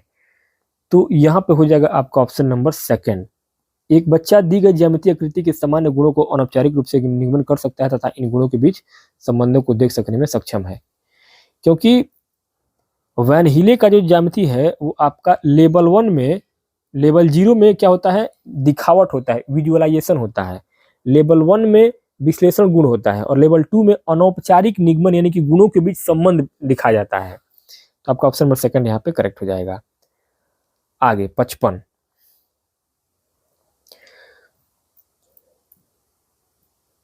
55 कह रहा है कि निम्नलिखित में से कौन सा गणित शिक्षण अधिगम में स्थानीय सांस्कृतिक ज्ञान के समावेश का सबसे उपयुक्त उदाहरण है। तो ये हो जाएगा आपका ऑप्शन नंबर थर्ड। विभिन्न व्यवसायों और समुदायों के लोगों के द्वारा उपयोग किए जाने वाली गणना की विभिन्न प्रणालियों के उदाहरणों को सम्मिलित करना, क्योंकि इसे जो है हम एक तरीके से इथेनोमैटिक्स कहते हैं। क्या कहते हैं? इथेनोमैथमेटिक्स। इसमें समुदाय के लोग जैसे कि सब्जी वाला, बढ़ई या गणित का उपयोग कैसे करते हैं, यह सिखाना कक्षा को वास्तविक जीवन से जोड़ता है। तो यहाँ पे आपका ऑप्शन नंबर थर्ड जो है यह आपका करेक्ट हो जाएगा। आगे 56 नंबर पर अगला प्रश्न कह रहा है कि राष्ट्रीय शिक्षा नीति 2020 के मुख्य मार्गदर्शक सिद्धांतों में से एक है कि सभी विद्यार्थियों के द्वारा तक मूलभूत साक्षरता और संख्या ज्ञान प्राप्त करना सर्वोच्च प्राथमिकता है। तो ये जो है आपका पहला करेक्ट हो जाएगा, कक्षा 3, क्योंकि निपुण भारत मिशन के तहत कक्षा 3 तक हर बच्चे को मूलभूत साक्षरता और अंक गणित आ जाना चाहिए। ऑप्शन आपका पहला यहाँ पे करेक्ट हो जाएगा। 57 कह रहा है कि प्राथमिक कक्षा की गणित की एक अध्यापिका अपनी कक्षा में अलग अलग आकार वाले दो जार लेकर आती है, जिनमें से एक में पानी भरा है। वह लंबे पतले जार से पूरा पानी छोटे चौड़े जार में डालती है। उसके बाद वह प्रश्न पूछती है कि किस जार में ज्यादा पानी आ सकता है। यह गतिविधि पढ़ाने के लिए सबसे उपयुक्त होगी। तो यह जो गतिविधि है ना, वो आयतन और उसका संरक्षण, ऑप्शन नंबर सेकंड। क्योंकि बच्चे अक्सर सोचते हैं कि बर्तन का आकार बदलने से पानी की मात्रा बदल जाती है। यह गतिविधि उन्हें यह समझने में मदद करती है कि मात्रा आयतन वही रहती है संरक्षण जो है करने पर। तो ऑप्शन नंबर सेकंड आपका करेक्ट हो जाएगा। आगे 58 58 नंबर पर जो प्रश्न पूछा गया है वो कह रहा है कि एक शिक्षक ने श्यामपट्ट पर 308 लिखकर बच्चों को संख्या जोर से पढ़ने के लिए कहा। एक बच्चे ने कहा यह 38 है। निम्नलिखित में से कौन सी बच्चे के द्वारा की गई त्रुटि को सुधारने के लिए सबसे उपयुक्त कार्यनीति होगी। तो ये हो जाएगा आपका ऑप्शन नंबर पहला। बच्चे को एक संख्या में अंकों के स्थान को समझाने के लिए कुछ व्यवहारिक उदाहरण प्रदान करें, क्योंकि यह शून्य के स्थानीय मान की त्रुटि है। बच्चे को कंकड़, अबेकस या कार्ड की मदद से व्यवहारिक रूप से समझाना सबसे अच्छा तरीका होगा, इसलिए आपका ऑप्शन नंबर पहला यहाँ पे करेक्ट हो जाएगा। 59 कह रहा है कि कक्षा 2 का एक गणित शिक्षक विद्यार्थियों को योग पर निम्नलिखित इबारती सवाल हल करने के लिए देता है। एक बैग में 4 आम है तथा उसमें 6 आम और डाल दिए जाते हैं। उस बैग में कुल कितने आम हैं? इस प्रकार का इबारती सवाल निम्नलिखित में से किस योग की किस संरचना में संबंध रखता है? तो ये रहता है आपका संवर्धन। ऑप्शन नंबर आपका चौथा संवर्धन करेक्ट हो जाएगा, क्योंकि इसमें आपका जैसे कि समुच्चयन जो होता है, समुच्चयन, ये थर्ड जो समुच्चयन दिया है, समुच्चयन में 2 अलग अलग चीजों को मिलाना, जैसे कि 4 लाल और 6 हरी गेंदें, और संवर्धन में क्या होता है कि ये है आपका आर्गुमेंटेशन, इसमें किसी एक चीज की मात्रा को बढ़ाना। तो यहाँ बैग में पहले से आम थे और उसमें और डाले गए, यानी कि मात्रा बढ़ाई गई, तो क्या है, ये संवर्धन को सिखा रहा है। 60वां प्रश्न कह रहा है कि निम्नलिखित में से कौन सी संख्या पूर्व अवधारणाएं बुनियादी स्तर पर गणितीय अवधारणाओं की समझ के निर्माण के लिए प्रासंगिक है। तो ये हो जाएगा आपका ऑप्शन नंबर 3, वर्गीकरण और क्रमबद्धता। क्योंकि पियाजे के अनुसार गिनती सीखने से पहले बच्चे को चीजों को छांटना, यानी कि क्लासिफिकेशन करना, और क्रम में लगाना, यानी कि ऑर्डरिंग या एक तरीके से ऑर्डर में लगाना आना चाहिए। स्थानीय मान और संक्रियाएं जो है ये बाद में आएंगी। ऑप्शन नंबर 3 आपका यहाँ पे करेक्ट हो जाएगा। अब दोस्तों बढ़ेंगे हम लोग पार्ट 3 यानी कि सेक्शन 3 की ओर, और ये होगा आपका ईवीएस इन्वायरमेंटल स्टडी। पर्यावरण अध्ययन में आपका क्वेश्चन नंबर 61 से पूछा गया है कि निपेथिन्स घटपर्णी के बारे में नीचे दिए गए कथनों पर विचार करिए। ए, बी, सी और डी ये 4 कथन दिए गए हैं और इन चारों कथनों के बाद से आपको आंसर बताने हैं। तो यहाँ जो है निपेथिन्स के बारे में जो आपने पढ़ा होगा, ये पीचर प्लांट है। तो यहाँ आपका इसके बारे में आपका ऑप्शन नंबर 3 सही होगा। ए, बी और डी, सी गलत होगा। क्यों, समझिए। ए सही होगा क्योंकि घड़े जैसा आकार और ढक्कन यह कीटों को फंसाने के लिए होता है, तो ए आपका बिल्कुल सही है। बी, विशेष गंध यानी स्मेल, ये सही है क्योंकि कीड़ों को आकर्षित करने के लिए निपेथिन्स पौधा जो है वो गंध छोड़ता है। सी जो है ये आपका, यह लद्दाख रूस में पाया जाता है, यह गलत होगा। क्यों, क्योंकि यह भारत में मेघालय और ऑस्ट्रेलिया और इंडोनेशिया में पाया जाता है। ठीक है, तो ये आपका तीसरा सी गलत होगा। बाकी डी जो है मेढकों और चूहों को फंसाता है, ये आपका सही है। तो यहाँ पे आपका सी सही, 3 सही होगा, ए, बी और डी। आगे 62वां प्रश्न है 62 कि कश्मीर में श्रीनगर के घरों के बारे में निम्नलिखित में से कौन सा एक कथन सही नहीं है। तो ये हो जाएगा आपका ऑप्शन नंबर 3। श्रीनगर में बहुत सारे परिवार डोंगा में रहते हैं जो पहाड़ी क्षेत्रों में बने हुए हैं। क्यों, क्योंकि डोंगा पानी में तैरने वाली नावें होती हैं, जैसे कि दल झील में और झेलम नदी में, न कि पहाड़ी क्षेत्रों जैसे कि जमीन पर बने घर। बाकी सभी जो कथन है 3, ये सब डब खिड़कियां, हाउस बोट, पत्थर के घर, ये सब सही हैं, लेकिन तीसरा जो है आपका गलत हो जाए, क्योंकि डोंगा जो है ना ये पानी में तैरने वाली नाव होती है और ये झेलम नदी में ये नाव चलती है। आगे 63 नंबर पर अगला प्रश्न पूछा गया है। अच्छा हाँ, ये तो इंग्लिश में है, हाँ यहाँ से हिंदी में होगा। नेक्स्ट दोस्तों आगे अगला क्वेश्चन नंबर 63 कह रहा था कि consider the following statement about beefs. तो चलिए इसको हिंदी में देख लेते हैं। हिंदी में आपका यहाँ से क्वेश्चन शुरू हो रहा है। हाँ, तो 63 नंबर पर क्वेश्चन पूछा गया कि मधुमक्खियों के छत्तों के बारे में नीचे दिए गए कथनों पर विचार करिए। ए कह रहा है कि प्रत्येक छत्ते में केवल एक रानी मक्खी होती है। बी, सी, डी ऐसे ही 4 विकल्प दिए गए हैं। तो इसमें आपका करेक्ट आंसर क्या हो जाएगा 63 में, ऑप्शन नंबर 2 सही हो जाएगा। ए, सी और डी क्यों सही होगा, देखिए ए में कह रहा है कि प्रत्येक छत्ते में केवल एक रानी मक्खी होती है जो अंडे देती है, सही बात है। अच्छा, और बी में क्या कह रहा है कि छत्ते में कुछ नर मक्खी होते हैं जो छत्ते का निर्माण, नहीं ऐसा नहीं है। क्यों, क्योंकि नर मक्खी छत्ते का निर्माण करते हैं, ये गलत है। नर मक्खियों का छत्ते में कोई विशेष काम नहीं होता है। छत्ता बनाने का काम श्रमिक मक्खियाँ यानी कि वर्कर जो फीमेल होती हैं वो करती हैं। बाकी आपका श्रमिक मक्खियाँ काम करती रहती हैं, ये सही है, 3rd ऑप्शन सी।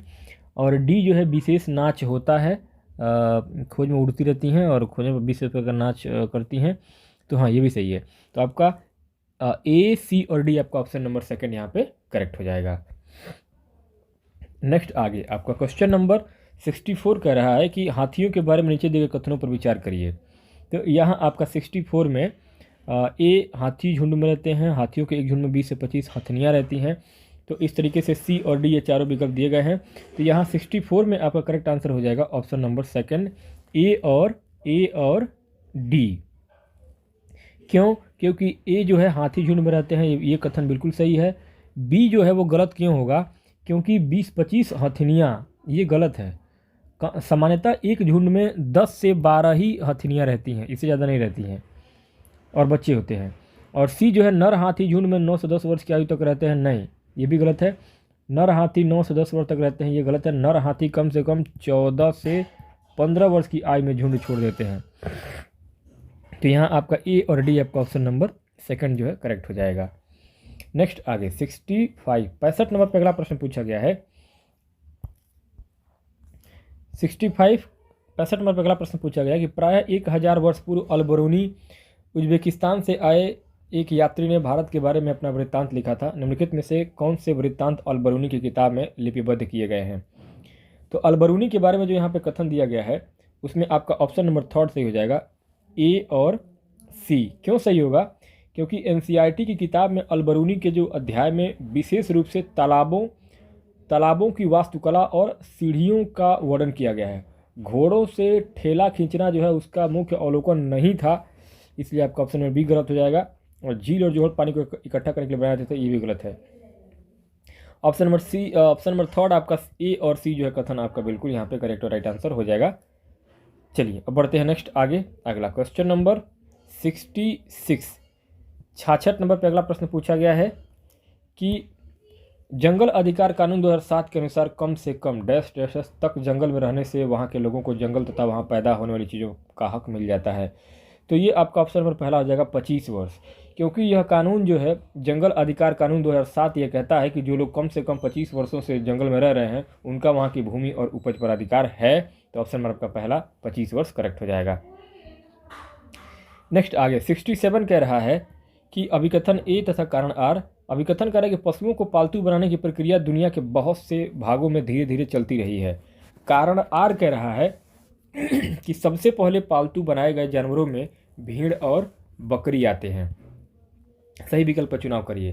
तो यहाँ सही विकल्प आपका हो जाएगा ऑप्शन नंबर फर्स्ट हो जाएगा। ए, दोनों ए और आर सही हैं, किंतु आर ए की व्याख्या नहीं करता है। क्यों नहीं करता है, ध्यान दीजिए।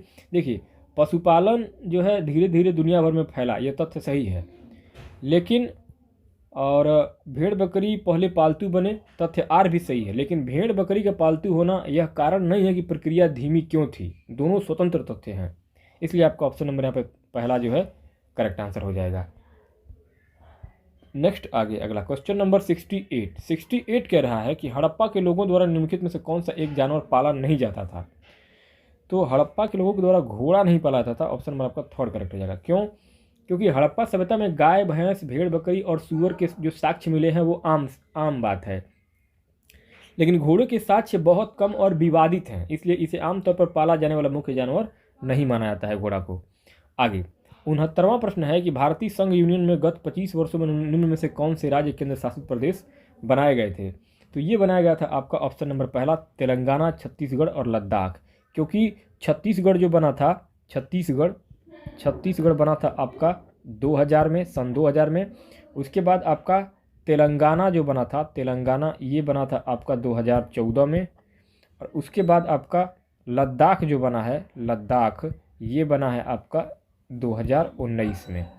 तो ये सब जो है पिछले 25 वर्षों में बने हैं। तो ये आपका ऑप्शन नंबर फर्स्ट यहाँ पे तेलंगाना, छत्तीसगढ़, लद्दाख करेक्ट हो जाएगा। नेक्स्ट आगे अगला क्वेश्चन नंबर 70 नंबर पे अगला प्रश्न पूछा गया है कि आपने मशहूर ओलंपिक खिलाड़ी कर्णम मल्लेश्वरी का नाम जरूर सुना होगा। अंतर्राष्ट्रीय मुकाबलों में वो कौन सा खेल खेलती हैं। तो ये भारोत्तोलन खेलती हैं, ऑप्शन नंबर आपका सेकंड भारोत्तोलन खेलती हैं। और वह एक एक वेट लिफ्टर हैं और उन्होंने ओलंपिक में मेडल भी जीता है। नेक्स्ट आगे क्वेश्चन नंबर 71 नंबर पर प्रश्न पूछा गया है कि मधुबनी पेंटिंग तथा उसके उत्पत्ति क्षेत्र से संबंधित निम्नलिखित कथनों में से कौन सा कथन सही है। तो यहाँ आपका राइट आंसर हो जाएगा ऑप्शन नंबर थर्ड। इस पेंटिंग की उत्पत्ति बिहार के मिथिला क्षेत्र में हुई तथा ये पेंटिंग पीसे हुए चावल के घोल में रंग मिलाकर बनाए जाते हैं। बिल्कुल सही है, क्योंकि यह बिहार की एक लोक कला है जिसमें चावल के आटों में प्राकृतिक रंग मिला करके चित्र बनाए जाते हैं। तो ऑप्शन नंबर आपका थर्ड यहाँ पे करेक्ट हो जाएगा। नेक्स्ट आगे 72 नंबर पर अगला प्रश्न पूछा गया है कि अभिकथन कह रहा है कि घरों की सतह जमीन की गोबर और मिट्टी के घोल से लिपाई की जाती थी। कारण दे रहा है कि गोबर घर के अंदर तापमान को नियंत्रित करता है तथा कीड़ों को घर से दूर रखता है। तो यहाँ आपका ऑप्शन नंबर 4 सही हो जाएगा। दोनों ए और आर सही है तथा आर ए की बिल्कुल सही व्याख्या कर रहा है। क्यों? क्योंकि गाँव में कच्ची मिट्टी के फर्श को गोबर से इसलिए लिपा जाता है ताकि कीड़े न आएँ। तो कारण और कथन दोनों सही है और एक दूसरे की व्याख्या भी कर रहा है। नेक्स्ट आगे अगला क्वेश्चन नंबर 73, 73 नंबर पर अगला प्रश्न पूछा गया है। एक सेकंड, थोड़ा सा इसको और जूम कर दिया जाए। हाँ, 73 कह रहा है कि मध्य प्रदेश की राजधानी भोपाल और महाराष्ट्र की राजधानी मुंबई के बीच की दूरी लगभग 756 किलोमीटर है। यदि कोई ट्रेन इस दूरी को तय करने में लगभग 14 घंटे का समय लेती है तो इस ट्रेन की मीटर प्रति सेकंड में औसत चाल क्या होगी? बहुत सिंपल क्वेश्चन है दोस्तों। देखिए यहाँ पे आपका राइट आंसर हो जाएगा आपका ऑप्शन नंबर पहला 15 मीटर पर सेकंड। लेकिन कैसे होगा? देखिए चाल यहाँ पे आप सबसे पहले निकालेंगे। चाल हो जाएगा आपका किलोमीटर प्रति आवर में आपका निकालेंगे तो 756 किलोमीटर चल रहा है ना, तो 756 किलोमीटर को हम जो है भाग दे देंगे 14 से, क्योंकि 14 घंटे का समय ले रहा है। तो 14 से जब भाग देंगे तो ये आ जाएगा आपका 14 चौको 56, यानी कि 14 25 70 14, ये 54 किलोमीटर आ जाएगा आपका। कितना आ जाएगा? 54 किलोमीटर, और यानी कि 54 किलोमीटर प्रति घंटा। अब इसको मीटर प्रति सेकंड में जब बदलेंगे तो ये हो जाएगा आपका मीटर प्रति सेकंड में, तो ये हो जाएगा आपका 54 को हम 5/18 से गुणा करेंगे तो 18 तिया 54, 3 गुणे 5 बराबर हो जाएगा आपका 15 मीटर प्रति सेकंड। यही आपका ऑप्शन पहला करेक्ट हो जाएगा। आगे नेक्स्ट आगे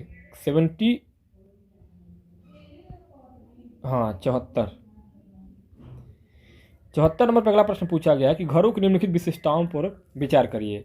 तो यहाँ जो है आपका लेह और लद्दाख के घरों में पाई जाने वाली विशेषताएं कौन सी है? ए, बी और सी, डी 4 प्रकार की ये विशेषताएं दी गई हैं। तो इसके आधार पर आपका 74 नंबर के प्रश्न आपका ऑप्शन नंबर 3 से हो जाएगा ए, बी और डी। ए, बी और डी। ये सी गलत होगा। क्यों? क्योंकि लकड़ी के फर्श और लकड़ी की समतल छतें होती हैं, ये सही है, ठंड से बचने के लिए होती हैं लकड़ी के फर्श। बी जो है निचली मंजिल में खिड़की नहीं होती है। क्यों? क्योंकि जानवरों के लिए। तो ये आपका ये भी सही है। सी गलत है क्योंकि पत्थरों के खंभों पर ऊंचे घर जो हैं ये असम के कहाँ होते हैं? ये असम में होते हैं, असम में होते हैं ये। और बाकी पत्थर गारे की मोटी दीवारें होती हैं, ये भी सही है। तो यहाँ आपका ऑप्शन नंबर 3 ए, बी और डी आपका यहाँ पे करेक्ट हो जाएगा। नेक्स्ट आगे अगला क्वेश्चन नंबर 75 कह रहा है कि निम्नलिखित में से वह राज्य चुनिए जहाँ तोरांग का अर्थ जंगल है। तो ये है आपका झारखंड। झारखंड में एक जनजाति है आपका कुड़ुक। कुड़ुक जनजाति जो है ना, कुड़ुक जो है क्या है? कुड़ुक भाषा होती है, कुड़ुक भाषा। तो कुड़ुक भाषा में जंगल को तोरांग कहते हैं और यह भाषा जो है झारखंड के आदिवासी बोलते हैं। तो आपका ऑप्शन नंबर पहला झारखंड करेक्ट हो जाएगा। नेक्स्ट आगे अगला क्वेश्चन नंबर 76, 76 नंबर पर अगला प्रश्न पूछा गया है कि एक पर्यावरण अध्ययन शिक्षक के लिए निम्नलिखित में से किसका ज्ञान होना सर्वाधिक महत्वपूर्ण है? तो सर्वाधिक जो महत्वपूर्ण होगा ये हो जाएगा आपका ऑप्शन नंबर पहला, बच्चे पर्यावरण अध्ययन कैसे सीखते हैं। बाल केंद्रित शिक्षा में शिक्षक को सबसे पहले यह समझना चाहिए कि बच्चे कैसे सीखते हैं, तभी वह सामग्री को प्रभावी ढंग से पढ़ा सकता है। ऑप्शन नंबर पहला करेक्ट हो जाएगा। नेक्स्ट आगे अगला क्वेश्चन नंबर 77 नंबर पर अगला प्रश्न पूछा गया है कि हर्लिन ने अपने शिक्षक से पूछा गुलाब में कांटे क्यों होते हैं। एक पर्यावरण अध्ययन शिक्षक का शिक्षण शास्त्र इस जिज्ञासा के प्रति क्या होना चाहिए?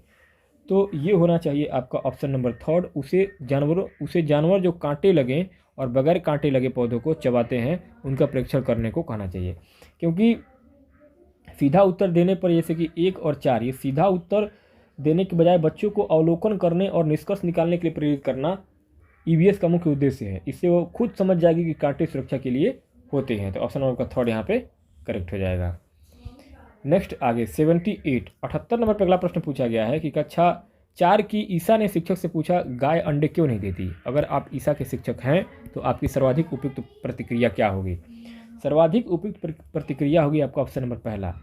क्यों? क्योंकि एनसीईआरटी के पाठ में कान में यह अवधारणा है, जिनके कान बाहर दिखते हैं और शरीर पर बाल होते हैं वे बच्चे देते हैं, जिनके नहीं होते हैं वे अंडे देते हैं। यह संबंध जो है बच्चे को कोरिलेशन यानी कि बच्चे को तर्क करने में मदद करेगा।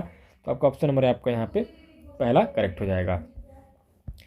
नेक्स्ट आगे क्वेश्चन नंबर 79, 79 नंबर पर अगला प्रश्न पूछा गया है कि एक पर्यावरण अध्ययन शिक्षक शिक्षण और अधिगम कौशल के रूप में कहानी का प्रयोग करना चाहता है, इस हेतु निम्नलिखित में से सर्वाधिक उपयुक्त क्या है। तो यहाँ सर्वाधिक जो उपयुक्त होगा वो हो जाएगा आपका ऑप्शन नंबर थर्ड, ए संदर्भित कहानियाँ, बी लोक कथाएं, सी विद्यार्थी द्वारा लिखी गई कहानियाँ। आदर्शों पर केंद्रित कहानियाँ आपका नहीं होगा, क्यों? क्योंकि संदर्भित लोक कथाएं और बच्चों द्वारा लिखित ये सभी क्या है, सृजनात्मकता और जुड़ाव बढ़ाते हैं। लेकिन आदर्श और नैतिकता पर जो केंद्रित है ये ईबीएस में कहानियों का उद्देश्य उपदेश देना नहीं होता है, बल्कि संवेदनशील बनाना और आनंद देना होता है। इसलिए आपका ऑप्शन नंबर थर्ड यहाँ पे सही हो जाएगा। आगे 80 नंबर पर अगला प्रश्न है कि शिक्षक ने विद्यार्थियों से एक जानवर का चित्र बनाने को कहा। पूनम ने एक जानवर का चित्र बनाया जिसमें विभिन्न जानवरों के शरीर के भागों को प्रदर्शित किया गया। शिक्षक को क्या करना चाहिए? तो यहाँ आपका ऑप्शन नंबर पहला करेक्ट हो जाएगा, बी और डी। बी और डी, सी और ए आपका गलत होगा, क्योंकि शिक्षक को बच्चे की कल्पनाशीलता को दबाना नहीं चाहिए। डांटना या नहीं होता जो है ये कहना गलत होगा। उससे पूछना चाहिए कि उसने ऐसा क्यों बनाया और उसका नाम क्या है, जो कि सृजनात्मकता को बढ़ावा देता है। तो यहाँ पे आपका ऑप्शन नंबर पहला जो है करेक्ट हो जाएगा। नेक्स्ट आगे क्वेश्चन नंबर आपका 81 कह रहा है कि अगर एक शिक्षक यह चाहता है कि विद्यार्थी पादप विभिन्नता के बारे में सीखे तो इसके लिए निम्नलिखित में से कौन सी गतिविधि सर्वाधिक उपयुक्त रहेगी। तो सर्वाधिक उपयुक्त रहेगा आपका ऑप्शन नंबर थर्ड, सी और डी। सी और डी, ए और बी आपका गलत हो जाएगा। लेकिन क्यों?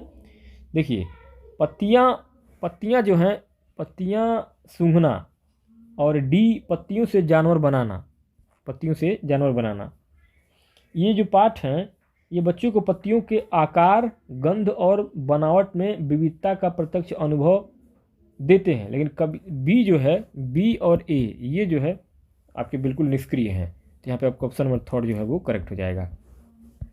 नेक्स्ट आगे क्वेश्चन नंबर 82, 82 नंबर पर अगला प्रश्न है कि निम्नलिखित में से कौन से तत्व पर्यावरण अध्ययन की प्रकृति की सर्वश्रेष्ठ व्याख्या करते हैं।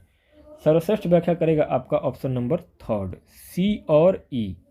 सी और ई, ए बी और डी यहाँ पे गलत हो जाएगा। कैसे? क्योंकि सी और ई जो है वो अवलोकन और प्रयोग पर आधारित है, और यहाँ ईवीएस जो है रटने पर आधारित नहीं है, यह अवलोकन और प्रयोग की प्रक्रियाओं पर आधारित है, जिससे कि बच्चे स्वयं ज्ञान का निर्माण करते हैं। इसलिए आपका ऑप्शन नंबर थर्ड यहाँ पे सही हो जाएगा। नेक्स्ट आगे क्वेश्चन नंबर 83, 83 नंबर पर अगला प्रश्न पूछा गया है कि निम्नलिखित कथन ए और बी को ध्यान से पढ़िए। कथन ए कह रहा है कि एनसीएफ 2005 जानकारी को रटा देने को हतोत्साहित करने की सिफारिश करती है। बी एनसीएफ 2005 प्रत्येक विषय को तीक्ष्ण घेरे में बनाए रखने के प्रयास को हतोत्साहित करने की सिफारिश करती है। तो यहाँ पे आपका ऑप्शन नंबर 4 दोनों कथन सही होगा, ए और बी दोनों कथन सही है, क्योंकि एनसीएफ 2005 रटने के खिलाफ है और विषयों के बीच की दीवारें तोड़ करके एकीकृत तरीके से सीखने की सिफारिश करता है। तो ऑप्शन नंबर आपका 4 यहाँ पे करेक्ट हो जाएगा। आगे 84 नंबर पर अगला प्रश्न पूछा गया कि चीनू यह जानना चाहता है कि दिन और रात कैसे होते हैं। चीनू को यह समझने के लिए निम्नलिखित में से कौन सी विधि सर्वाधिक उपयुक्त रहेगी। तो सर्वाधिक उपयुक्त विधि रहेगा आपका ऑप्शन नंबर पहला, क्रियाशील मॉडल यानी कि वर्किंग मॉडल, क्योंकि यह एक अमूर्त धारणा है। ग्लोब और टार्च का उपयोग करके एक मूर्त रूप से दिखाना सबसे प्रभावी तरीका होगा। इसलिए आपका ऑप्शन नंबर पहला क्रियाशील मॉडल करेक्ट हो जाएगा। नेक्स्ट आगे अगला क्वेश्चन नंबर 85, 85 नंबर पर अगला प्रश्न पूछा गया है। निम्नलिखित कथन को पढ़िए। ये कह रहा है कि पर्यावरण अध्ययन के अधिगम में कक्षा के बहुसांस्कृतिक स्वरूप का आदर करना चुनौतीपूर्ण है। बी कह रहा है कि पर्यावरण अध्ययन के अधिगम में प्रत्येक विद्यार्थी को महसूस होना चाहिए कि उसका समाज, संस्कृति और उसका रहन सहन महत्वपूर्ण है। सही विकल्प को चुनाव करना है। तो ये हो जाएगा आपका ऑप्शन नंबर 4 दोनों सही है, ए और बी दोनों, क्योंकि विविधता का सम्मान करना एक चुनौती भी है और लक्ष्य भी। हर बच्चे की संस्कृति को महत्व देना समावेशी शिक्षा होता है। तो ऑप्शन नंबर आपका यहाँ पर चौथा, ए और बी दोनों सही हो जाएगा। आगे 86 नंबर पर अगला प्रश्न पूछा गया है कि पर्यावरण अध्ययन के शिक्षक अपनी कक्षा में चर्चा का उपयोग करते हैं क्योंकि। तो चर्चा का उपयोग करते हैं क्योंकि ऑप्शन नंबर पहला सही हो जाएगा, ए बी और सी, डी गलत हो जाएगा। क्यों? क्योंकि चर्चा से सामाजिक कौशल, सार्थक अधिगम और ज्ञान का निर्माण होता है। डी गलत होगा। क्यों? क्योंकि चर्चा से सभी बच्चे के लिए, केवल भावनात्मक रूप से संतुलित बच्चों के लिए नहीं होता है, सभी बच्चों के लिए होता है। यहाँ पे आपका ऑप्शन नंबर पहला ए, बी और सी तीनों करेक्ट हो जाएगा। आगे क्वेश्चन नंबर 87, 87 नंबर पर अगला प्रश्न पूछा गया है कि एक पर्यावरण अध्ययन का शिक्षक अपनी कक्षा 3 के बच्चों को विद्यालय के बगीचे में जाने को कहता है और उनसे विभिन्न प्रकार की पत्तियों को इकट्ठा करने को कहता है। निम्नलिखित में से किस प्रक्रिया कौशल को शिक्षक बच्चों में विकसित करना चाहता है? तो यहाँ आपका राइट आंसर क्या हो जाएगा? ऑप्शन नंबर 4, अवलोकन और वर्गीकरण। क्योंकि बच्चे पत्तियों को ढूंढेंगे यानी कि अवलोकन करेंगे और विभिन्न प्रकार की पत्तियों को अलग अलग करेंगे यानी कि वर्गीकरण करेंगे। तो यहाँ पे आपका ऑप्शन नंबर चौथा, अवलोकन और वर्गीकरण करेक्ट हो जाएगा। नेक्स्ट दोस्तों आगे यहाँ पे दोस्तों 87 के बाद क्वेश्चन नंबर 88, 88, 89 और 90, ये 3 क्वेश्चन जो है, एक पेज जो है वो मिस हो गया है इस पीडीएफ में, लेकिन उसका आंसर मैं आपको बता देता हूँ। 88 नंबर में आपका राइट आंसर क्या हो जाएगा? 88 में आपका नॉर्मली जो है वो यहाँ पे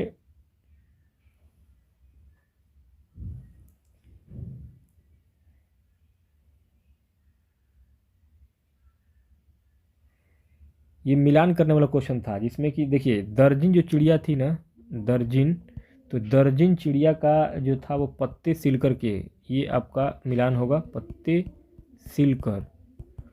उसके बाद 89 में था नहीं, हाँ दर्जन पत्ते सिलकर, और उसके बाद से एक और था उसमें मिलान करने वाला, बया, बया जो था ना, बया, बया जो था वो उसमें हो जाएगा आपका लटकता हुआ घोंसला होता है, बया, लटकता हुआ घोंसला। ये आपका दिया होगा पेपर में, हमारे पास एक पन्ना मिस हो गया है, 88, 89, 90, तो 88 का मैं आंसर आपको बता रहा हूँ। और उसमें एक और दिया गया था कठफोड़वा, कठफोड़वा, तो कठफोड़वा जो है वो तने में छेद करके, तने में छेद करके, ये उसमें ऑप्शन में दिया है, उस पर टिक मारिएगा। तो ये आपका मिलान कर लीजिएगा 88 में। 89 नंबर में आपका ऑप्शन नंबर पहला सही हो जाएगा, पहला विकल्प सही हो जाएगा 89 में, बी और डी। क्योंकि ये गलत होगा, क्योंकि बच्चे एक गति से नहीं सीखते हैं, और बी सही होगा क्योंकि सीखने के तरीके अलग होते हैं। सी आपका जो है वह गलत होगा, क्योंकि सही गलत में नहीं आंकना चाहिए, और डी इसलिए सही होगा क्योंकि त्रुटियां बच्चों की सोच को समझने की खिड़की होती है। तो यहाँ आपका 89 नंबर में ऑप्शन नंबर पहला आपका करेक्ट हो जाएगा। बाकी 90 नंबर पर जो आपका आंसर है उसमें आपका ऑप्शन नंबर सी करेक्ट हो जाएगा, सी, 90 में सी।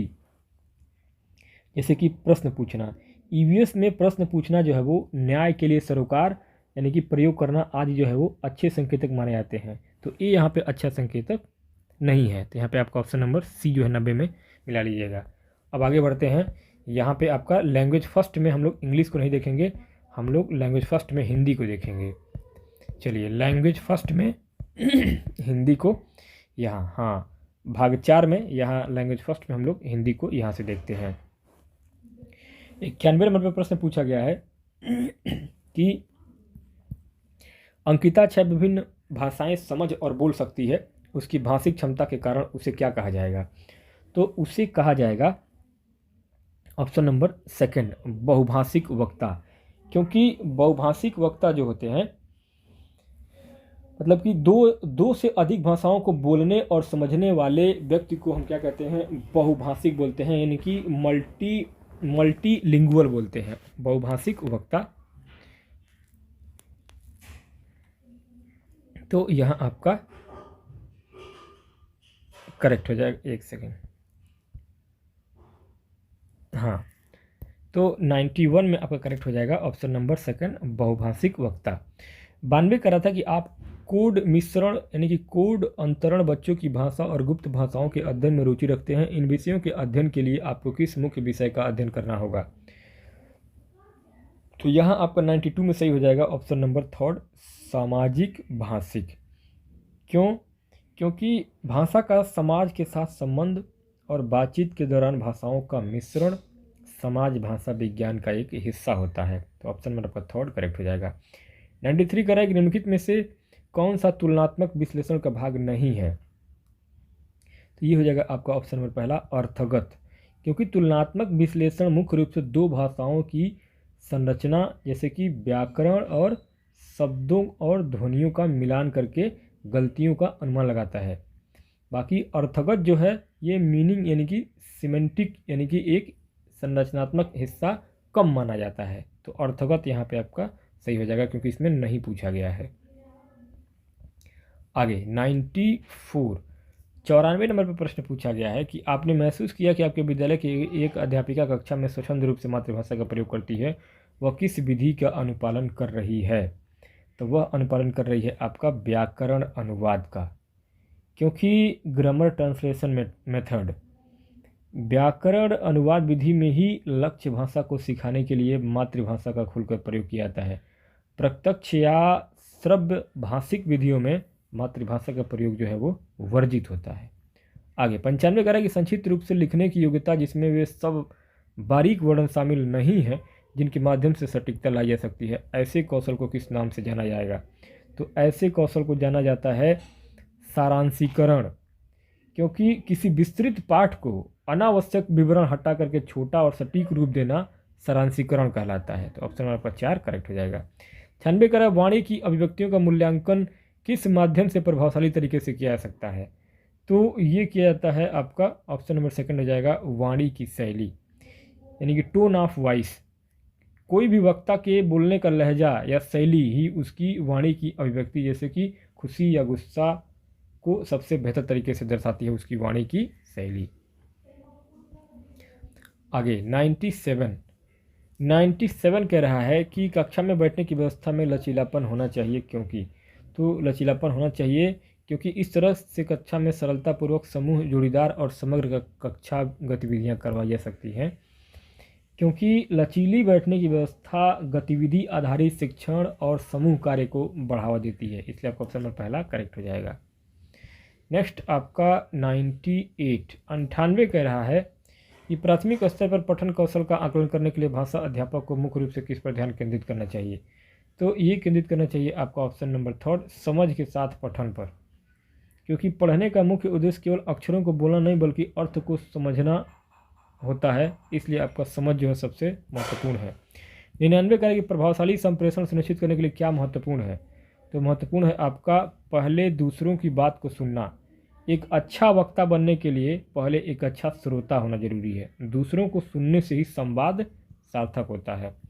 100 नंबर पर प्रश्न पूछा गया है कि अंग्रेजी व्याकरण के शिक्षण का मुख्य उद्देश्य क्या है? तो इसका मुख्य उद्देश्य है वाक और लेखन में विचारों की तार्किकता और सटीकता के साथ अभिव्यक्त कर पाने की योग्यता को विकसित करना।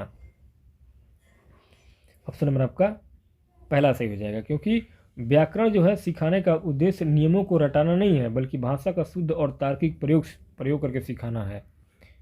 आगे 101 कह रहा है कि प्राथमिक स्तर पर विद्यार्थियों में लेखन कौशल विकसित करने के लिए अध्यापक को अपने विद्यार्थियों को किन टॉपिकों पर लिखने के लिए प्रोत्साहित करना चाहिए? तो उनको करना चाहिए आपका व्यक्तिगत जीवन पर। क्योंकि प्राथमिक स्तर पर बच्चे अपने खुद के अनुभवों और परिवेश से सबसे अधिक जुड़े होते हैं, इसलिए वे इस पर सबसे बेहतर तरीके से लिख पाएंगे। 102 कह रहा है कि आप अपनी कक्षा के शिक्षार्थियों को अवलंबन देने के लिए उनकी व्यक्तिगत भिन्नताओं की पहचान करना चाहते हैं। इस उद्देश्य के लिए आप क्या करना चाहेंगे? तो हम करना चाहेंगे निदानात्मक आकलन, डायग्नोस्टिक असेसमेंट। छात्रों की जो विशिष्ट कमियां, ज़रूरतों और भिन्नताओं की पहचान करने के लिए निदानात्मक आकलन किया जाता है, इसलिए आपका ऑप्शन पहला करेक्ट हो जाएगा। 103 कह रहा है कि चौमास्की ने प्रतिपादित किया कि भाषा अर्जित करने की सहजात क्षमता हमारे अद्वितीय मानवीय जैविक वंशानुक्रम का परिणाम है। इस वंशानुक्रम को किस रूप में जाना जाएगा? तो ये जाना जाएगा आपका भाषा अर्जन उपकरण यानी कि लैंग्वेज एक्विजिशन डिवाइस के रूप में। चौमास्की कहते हैं कि बच्चा जो है मनुष्य के दिमाग में या किसी भी बच्चे के दिमाग में एक लैंग्वेज एक्विजिशन डिवाइस होता है जो कि भाषा अर्जन उपकरण का काम करता है। आगे 104 कह रहा है कि भाषा में ध्वनि की सबसे छोटी सार्थक इकाई क्या है?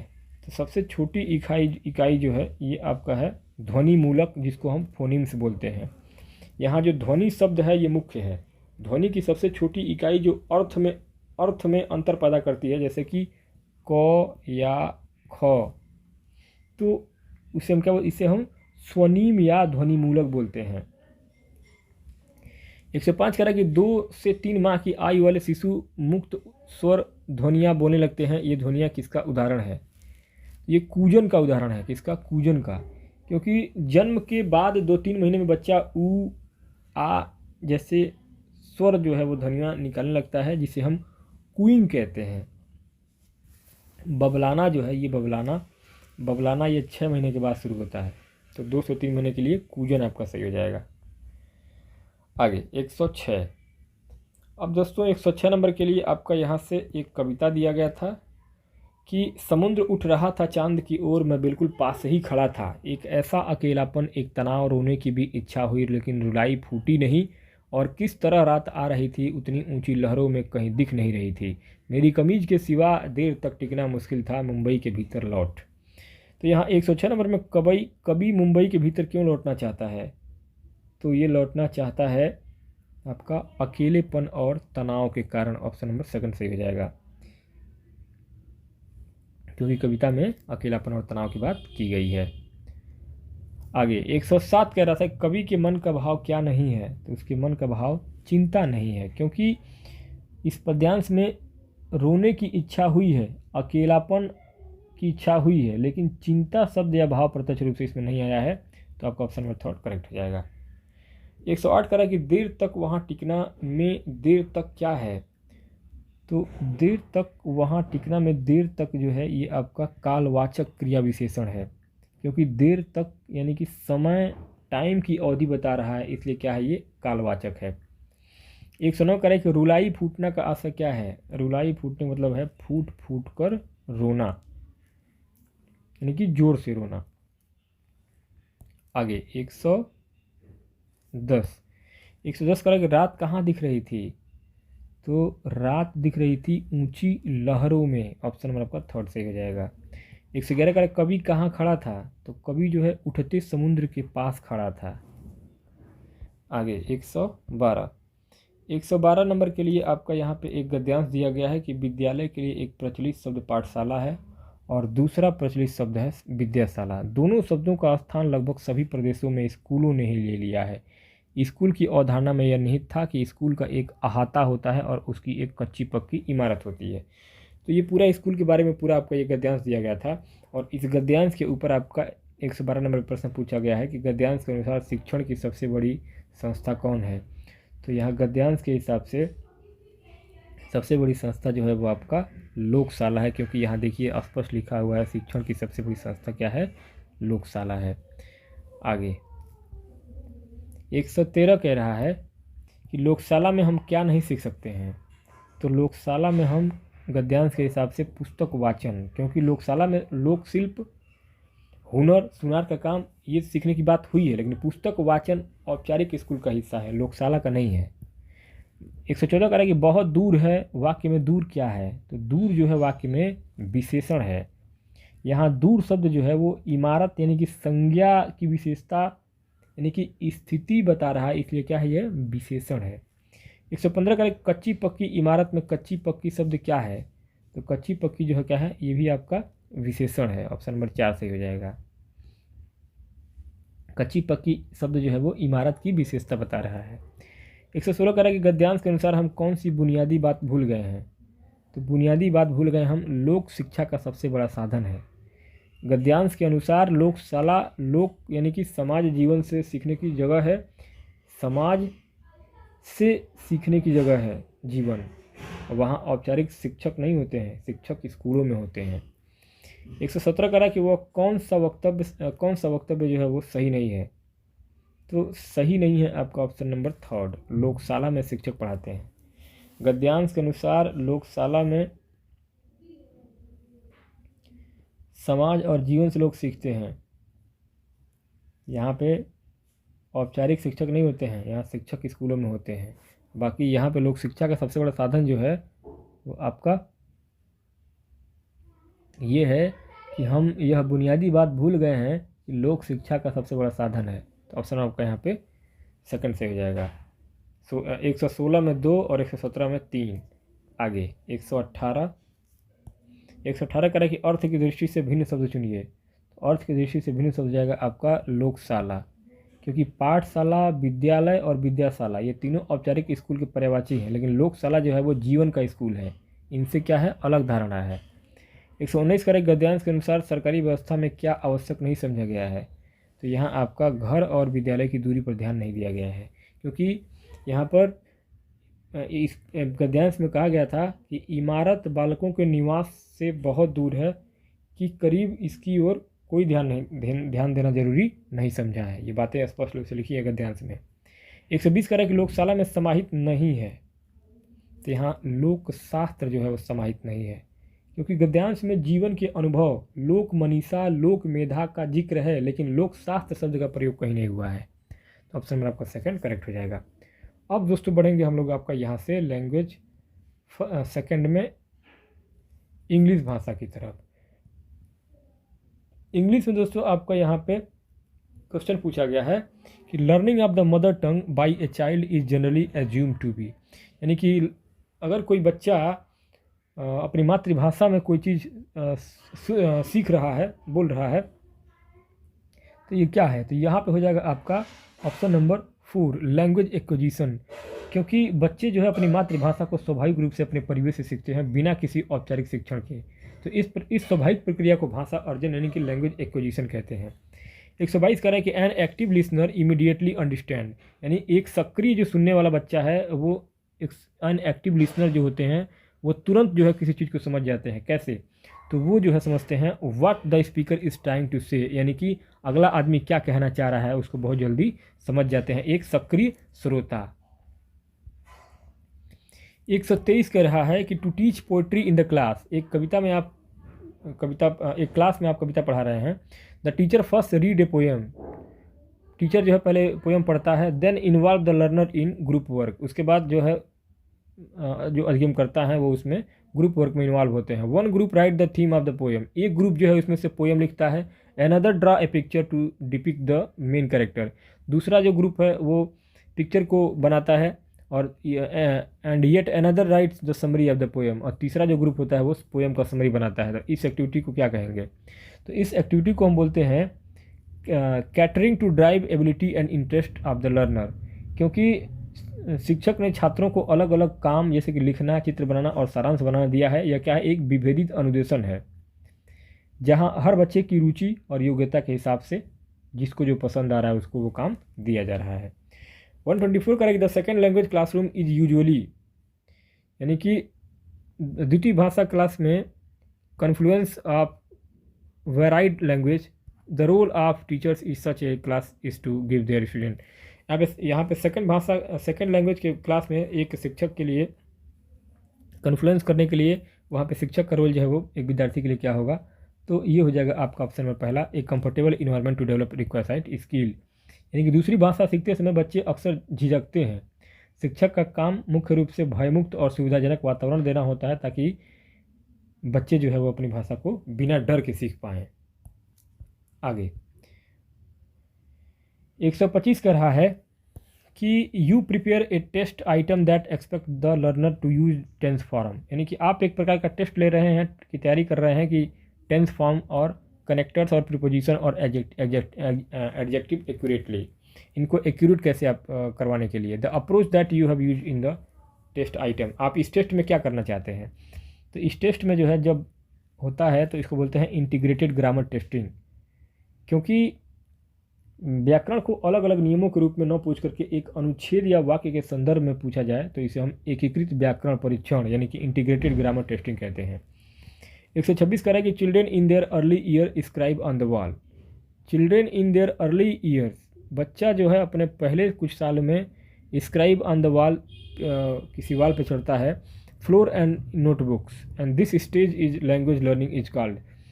तो यहाँ जो है जब छोटे बच्चे लिखने का नाटक करते हैं या आड़ी तिरछी रेखाएं खींचते हैं तो ये इसको क्या बोलते हैं, स्क्राइब, और दीवार पे जो कुछ आड़ा तिरछा लिखते हैं इसको बोला जाता है इमरजेंट लिटरेसी, यानी कि उद्यमी साक्षरता। स्क्राइबलिंग मतलब होता है रेखाएं खींचना। 127 कह रहे हैं कि communicative language teaching stress the inter dependence of, तो कम्युनिकेटिव लैंग्वेज की जो टीचिंग है वो तनाव और इंटरडिपेंस का यानी कि आपका क्या देता है, तो ये देता है आपका option number 4 language and communication. Language and communication, क्योंकि देखिए CLT जो है कम्युनिकेटिव लैंग्वेज टीचिंग जो है ये आपका इसका मुख्य उद्देश्य होता है संप्रेषण यानी कम्युनिकेशन करना, और यह मानता है कि भाषा केवल नियमों का समूह नहीं है बल्कि बातचीत और संचार का माध्यम है। आगे क्वेश्चन नंबर 128 128 कह रहा है कि you have to keep anecdotal record of the learning process of the student of your class. You have to keep anecdotal record, यानी आपके पास एक एनेक्डोटल रिकॉर्ड है, यानी मतलब क्या है, एक आपके पास एक उपाख्यानात्मक अभिलेख है, और इसमें जो है बच्चा अपना learning process of student of your class for this you need to use. तो अगर आपके पास किसी बच्चे अधिगमकर्ता की बच्चे के लिए एक एनेक्डोटल रिकॉर्ड है तो आप उसको कैसे यूज करेंगे, तो उसको जो है यूज करेंगे हम ऑप्शन नंबर 3, इसको बोलते हैं ऑब्जर्वेशन टेक्निक, क्योंकि एनेक्डोटल रिकॉर्ड बच्चों के व्यवहार की विशिष्ट घटनाओं का एक लिखित विवरण होता है और इन्हें तैयार करने के लिए बच्चों को अवलोकन करना पड़ता है, ऑब्जर्वेशन करना पड़ता है। 129 का विच of the following statement is true in the context of grammar. Grammar के बारे में कौन सा कथन सत्य है, तो ग्रामर के बारे में कथन सत्य है आपका option number 2। Grammar is a system of language which help in polishing और स्पीकिंग एंड राइटिंग स्किल्स। व्याकरण भाषा का वह सिस्टम है जो भाषा में शुद्धता लाता है और हमारे बोलने और लिखने के कौशल को पॉलिश करता है। आगे 130 130 कह रहा है कि when infant and very young children live in environment where they have no exposure or experience with language, यानी कि एक बहुत नवजात बच्चा या बहुत नवजात शिशु अब जब पर्यावरण में आता है वेयर दे हैव उसके पास कोई एक्सपोजर और एक्सपीरियंस नहीं होता है भाषा का, their language development is severally impaired, उसका जो भाषा डेवलपमेंट है वो एक तरीके से कई प्रकार से इम्पेयर्ड होता है। दिस इम्पेयरमेंट इज इरिवर्सिबल, यानी कि जो सीखता है वो फिर दोबारा वो वापस रिवर्स नहीं हो पाएगा। विच of the following term supports this explanation, ये जो सपोर्ट दे रहा है इसका एक्सप्लेनेशन क्या होगा, तो इसको हम बोलते हैं सेंसिटिव पीरियड ऑफ डेवलपमेंट, क्योंकि भाषा विकास में एक संवेदनशील अवधि होती है। यदि इस दौरान बच्चे को भाषा का माहौल न मिले तो बाद में भाषा सीखना लगभग असंभव हो जाता है। 131 करें कि grammar should be taught by. Grammar should be taught by मतलब क्या है कि इनेबलिंग प्रैक्टिस इन कॉन्टेक्स्ट, यानी कि आधुनिक शिक्षण शास्त्र के अनुसार व्याकरण को नियमों के रूप में रटाने के बजाय कॉन्टेक्स्ट में सिखाना चाहिए, जहाँ बच्चे भाषा का प्रयोग करते हुए नियम भी सीखते हैं। नेक्स्ट आगे 132 132 कह रहा था 132 कि you want to create a language rich environment in your class, for this you should, यानी कि आप चाहते हैं कि आपकी क्लास में एक लैंग्वेज सीखने का एक बेहतर वातावरण तैयार हो, तो आप उसके लिए क्या करेंगे, तो उसके लिए हम करेंगे you should provide an opportunity where the language is seen notice and use by the learner, मतलब कि हम एक लैंग्वेज रिच इन्वायरमेंट का अर्थ होता है भाषा समृद्ध परिवेश, जहां बच्चे को भाषा देखने सुनने और प्रयोग करने का पर्याप्त अवसर मिले।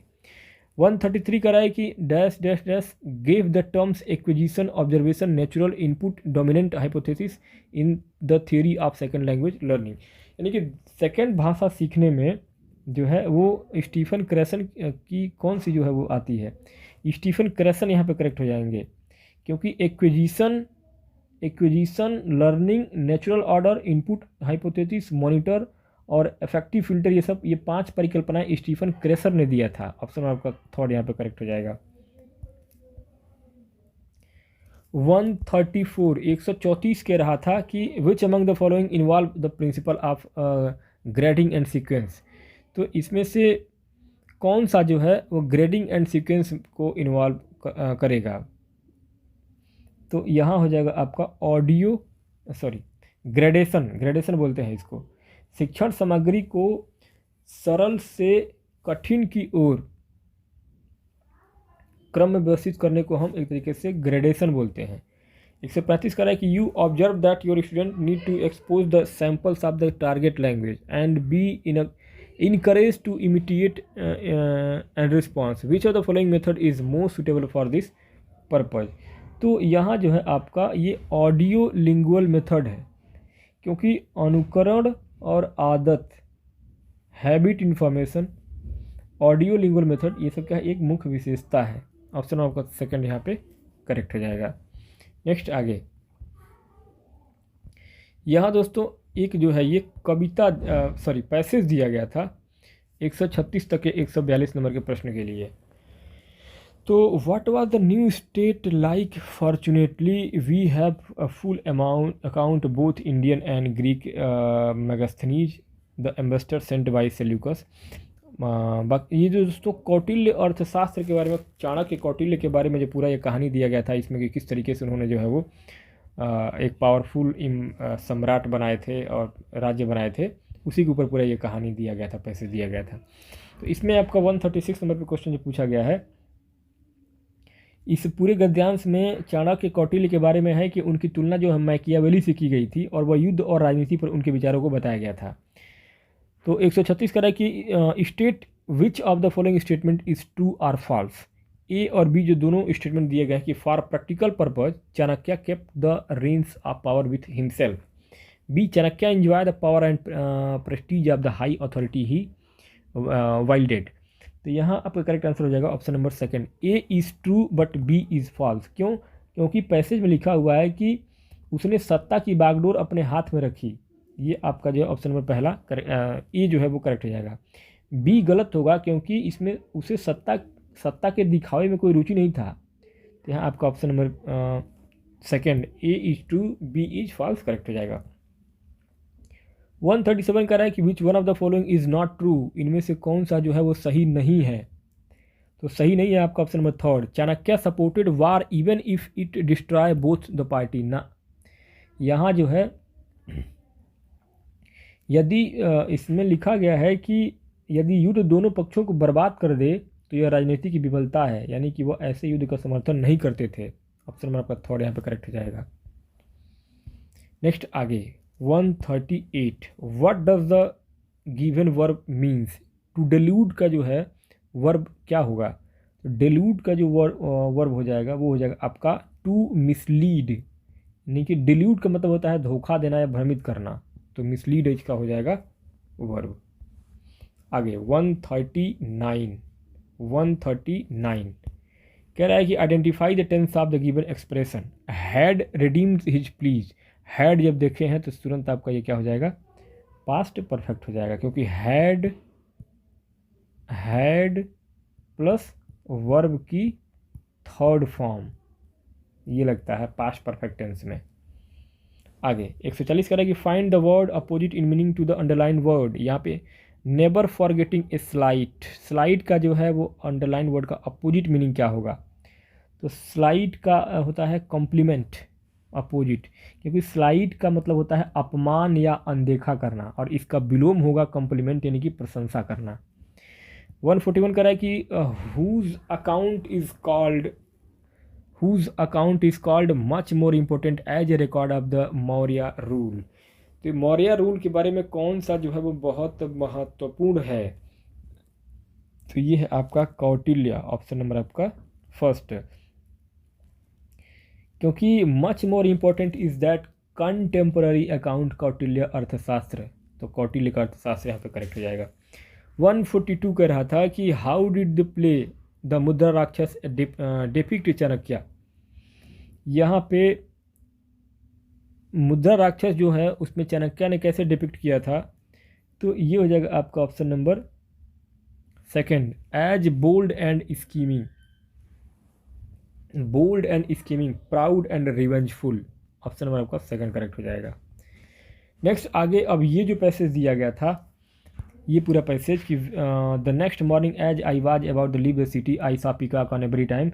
ये क्या है? एक लेखक जो है वो राजस्थान के एक शहर की याद करता है कि जहाँ उसने बहुत सारे मोर देखे थे। अब वह शहर जो है पूरा वीरान लगता है, क्योंकि मोर गायब है, वहाँ से प्रकृति प्रदूषित हो चुकी है। सब कुछ वहाँ पे नष्ट हो चुका है। तो वही चीज़ों को देख करके पूरा ये एक लेखक जो है वो अपनी बातों को कहा है। तो अब इसके ऊपर जो क्वेश्चन पूछा जा रहा है इस गद्यांश के ऊपर 143 में, state which of the following statement is true और फॉल्स। स्टेटमेंट कह रहा है कि the peacock both welcome there the writer and bid him farewell, B the wings of the peacock were smeared with smile. तो इसमें statement में कौन सा सही कथन है, कौन सा गलत कथन है। सेकंड ऑप्शन हो जाएगा ए ट्रू है, बी फॉल्स है। क्योंकि लेखक ने, ए सही होगा क्योंकि लेखक ने सोचा कि मोर उसे वेलकम और स्वागत और विदाई कर रहे थे। लेकिन फॉल्स बी होगा क्योंकि गद्यांश में कहीं भी आपका वो गद्यांश में बत्तख के पंखों पर कीचड़ की बात है, मोरों की नहीं है। तो यहाँ पे आपका ऑप्शन नंबर सेकंड करेक्ट हो जाएगा।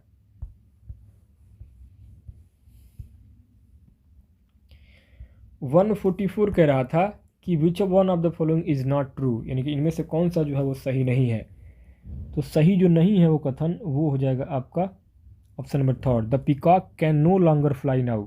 यानी कि पीकॉक जो है गद्यांश में बत्तख के बारे में लिखा है कि he can no longer fly, मोरों के बारे में नहीं लिखा गया है। तो मोर तो क्या है, मोर तो rises into the sky, मोर तो आसमान में उड़ता है, उड़ गया। यहाँ पे आपका ऑप्शन नंबर थर्ड जो है ये आपका गलत हो जाएगा। 145 करें कि what kind of sentence is the following, where have they all disappeared. वो कहाँ सब, इस सेंटेंस में क्या है कि where have they all disappeared, यानी कि वो सब कहाँ डिसअपीयर हो गए। तो यहाँ पे ये इंट्रोगेटिव होगा क्योंकि यहाँ पे जहाँ भी प्रश्नवाचक चिन्ह लगा है तो यहाँ पे आपका ऑटोमेटिक इंट्रोगेटिव, पहली नज़र में देखते हुए ही इंट्रोगेटिव हो जाए, क्योंकि ये क्या है, एक प्रश्नवाचक वाक्य, वेयर भी लगा है सामने। आगे 146 correct, identify the clause of underline part on the far edge of dark oil soaked sea ICA4 lone duck. ये अंडरलाइन जो पार्ट है ना, इसमें आपका हो जाएगा principal clause, option number third. क्योंकि वाक्य का जो मुख्य भाग है उसमें ICA4 लॉन डक है जो कि अपने आप में एक पूर्ण अर्थ देता है और इसे प्रिंसिपल क्लाज कहते हैं। तो इसलिए आपका ऑप्शन नंबर थर्ड करेक्ट हो जाएगा। 147 कह रहा है identify the part of speech of the underline word that dejected bewilders peacock suddenly brings to mind. तो ये जो बिविल्डर्स है ना, इसका पार्ट ऑफ स्पीच क्या होगा। तो इसका पार्ट ऑफ स्पीच होता है आपका ऑप्शन नंबर पहला एडजेक्टिव, क्योंकि बिविल्डर्ड शब्द जो है वो पीकॉक यानी कि संज्ञा की विशेषता बता रहा है, तो इसलिए क्या हो जाएगा, ये विशेषण हो जाएगा। 148 कह रहा है कि choose the word nearest in the meaning of desolation. Desolation का समानार्थी शब्द क्या हो जाएगा, यानी कि नियरेस्ट मीनिंग कौन हो जाएगा। तो डिसोलेशन मतलब क्या होता है आपका, एक तरीके से वीरान या शून्यता, वीरानी या शून्यता। और बैरनेस मतलब क्या होता है, एक तरीके से बंजरपन या खालीपन। तो आपका ये आपका बैरनेस, बंजरपन या खालीनेस। आगे 149 कह रहा था कि where did the writer see the peacock. Writer जो है वो पीकॉक को कहाँ देखा था, तो वो राजस्थान में देखा था, इन राजस्थान सिटी। नेक्स्ट आगे 150, why does the writer see a picture of desolation on Rajasthan city. तो ये हो जाएगा आपका 150 नंबर क्वेश्चन में option number third, because the peacock have disappeared. क्योंकि लेखक शहर को वीरान इसलिए महसूस करता है क्योंकि अब वह न तो मोरों को देख पा रहा है और न ही उनकी आवाज़ सुन पा रहा है, इसलिए वह जो है डिसोलेशन इन राजस्थान सिटी देख रहा है। तो दोस्तों इस प्रकार से इस वीडियो में हम लोगों ने 7 फरवरी 2026 यानी कि आपका 7 फरवरी 2026 का जो पेपर फर्स्ट है प्राइमरी लेवल का, प्राथमिक लेवल का, कक्षा 1 से लेकर कक्षा 5 तक के लिए, उसमें जो सभी 150 प्रश्न पूछे गए हैं उन सभी 150 प्रश्नों को इस वीडियो में हमने लाइव एक्सप्लेनेशन के साथ व्याख्यात्मक तरीके से हल करते हुए एक एक क्वेश्चन का आंसर बताया है। उम्मीद करता हूं कि आपको ये वीडियो यूट्यूब पे ऐसा नहीं मिलेगा फ़िलहाल में, क्योंकि मैंने एक एक प्रश्न को इसमें एक्सप्लेन करते हुए उसका आंसर बताया है। आप लोगों ने केवल आंसर की देखा है अभी तक, तो मैं व्याख्या करते हुए आपको पूरा 150 प्रश्नों को दिया हूँ। तो ये वीडियो बहुत आपके लिए महत्वपूर्ण होगा। बाकी मिलते हैं नेक्स्ट वीडियो में, तब तक के लिए बहुत बहुत धन्यवाद।